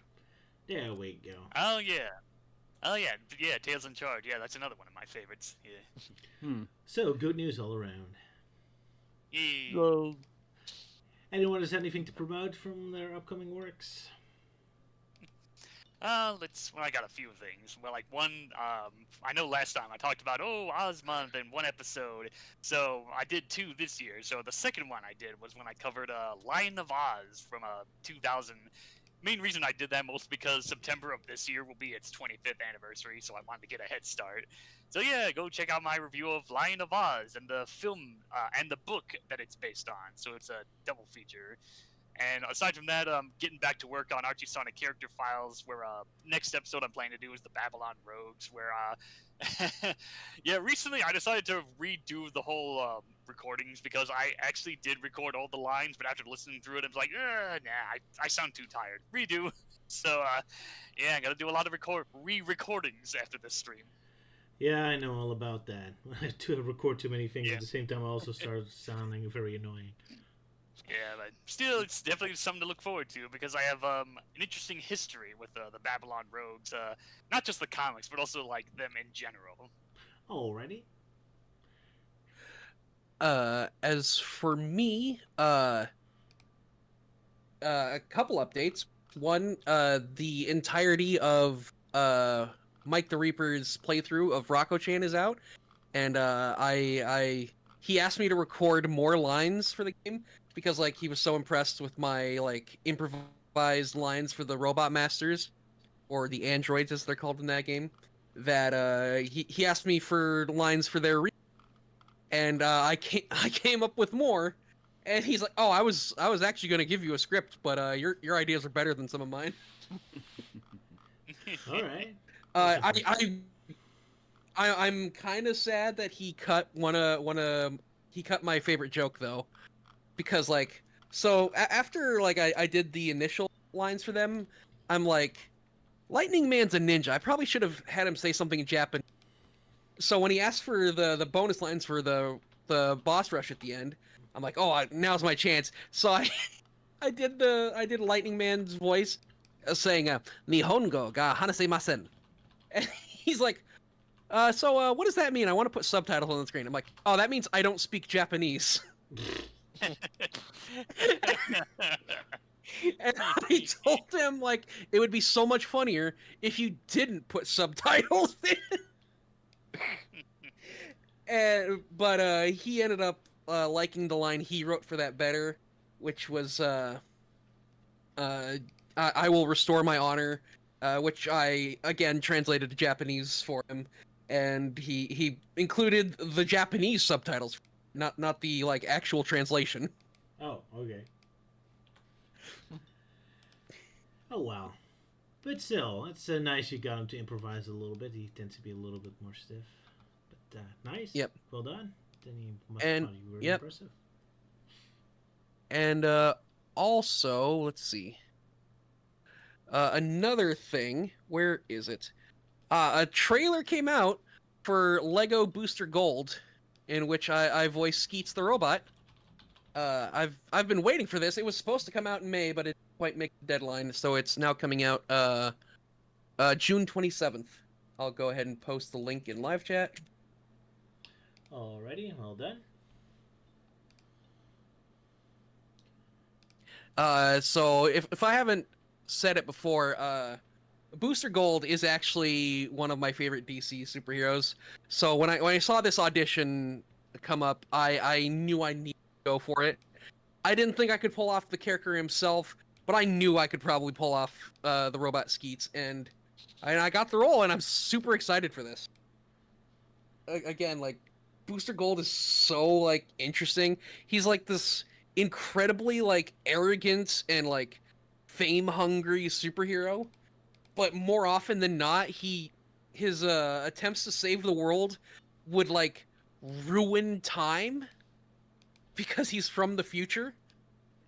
Oh, so many times he has to give up credit for his work. Aww. And I think that's a really cool idea for a character. Especially because, like, he's not upset about it. He's like, damn it, I wanted the credit for that. He says to people like, just tell people Superman saved you. It's Booster Gold is so cool. I love him. He's got this great character arc. They did an episode dedicated to him in Justice League Act, where, like, Batman, like, calls him, like, a disgrace, and, like, he yells at him, calls him a fraud or whatever, and then, like, Batman discovers, like, oh, he's actually protecting all of time. And in that episode, Booster Gold's sacrifice is that he has to erase Batman's memories of this so that Batman forgets he was ever a real hero. Ouch. That sucks. It's again, yeah. I recommend checking out anything from Booster Gold. He's a really cool character, and I'm so happy to be part of this project. I can't wait for it to come out. June 27th, everyone. And now I'm just realizing, okay, you voiced Skeets the robot in this fan-made Lego thing, and I'm like, wait, are you doing it just for the fact that Roger Craig Smith voiced the character? No!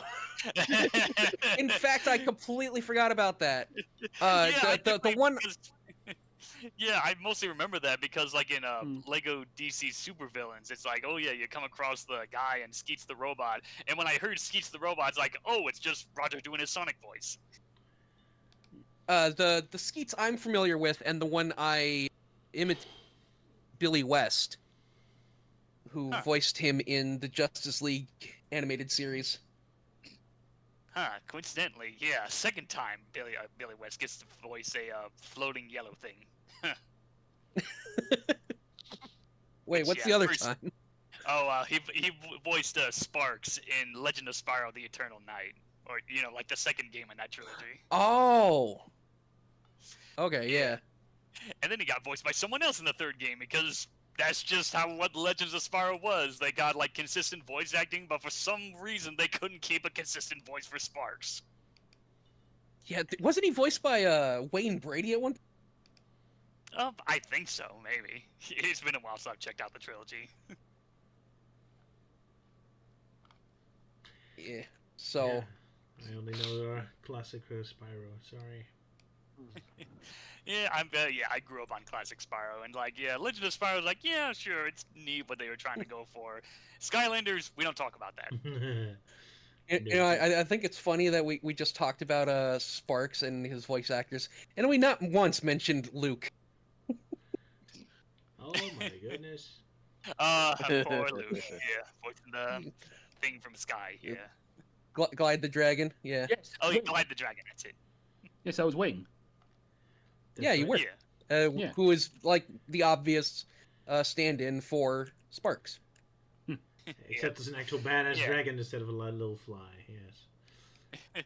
Yeah, if Sparks could actually speak English and not just go.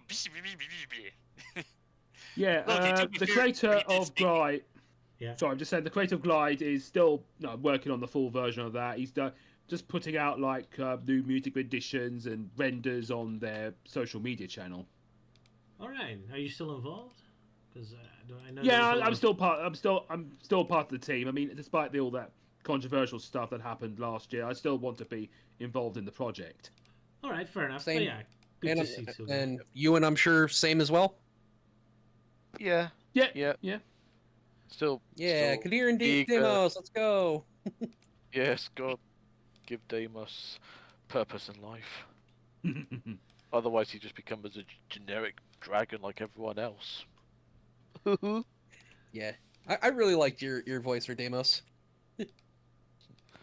Same. Yeah. That's good to know. Thanks. And of course, you being so stoked about your line Our orange being hero. spoken. Yes. Oh yeah, that was a good one. Wait, I actually hold on. Where is it? It's right here. Our orange hero.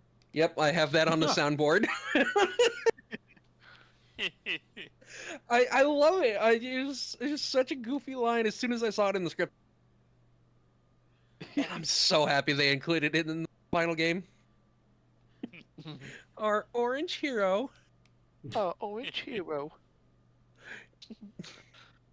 Sorry, Oh, I'm getting a bit tired I'm over here. having a bad habit of repeating you, like how you just kept repeating yourself when you found your character. Oh yeah. I was just so excited.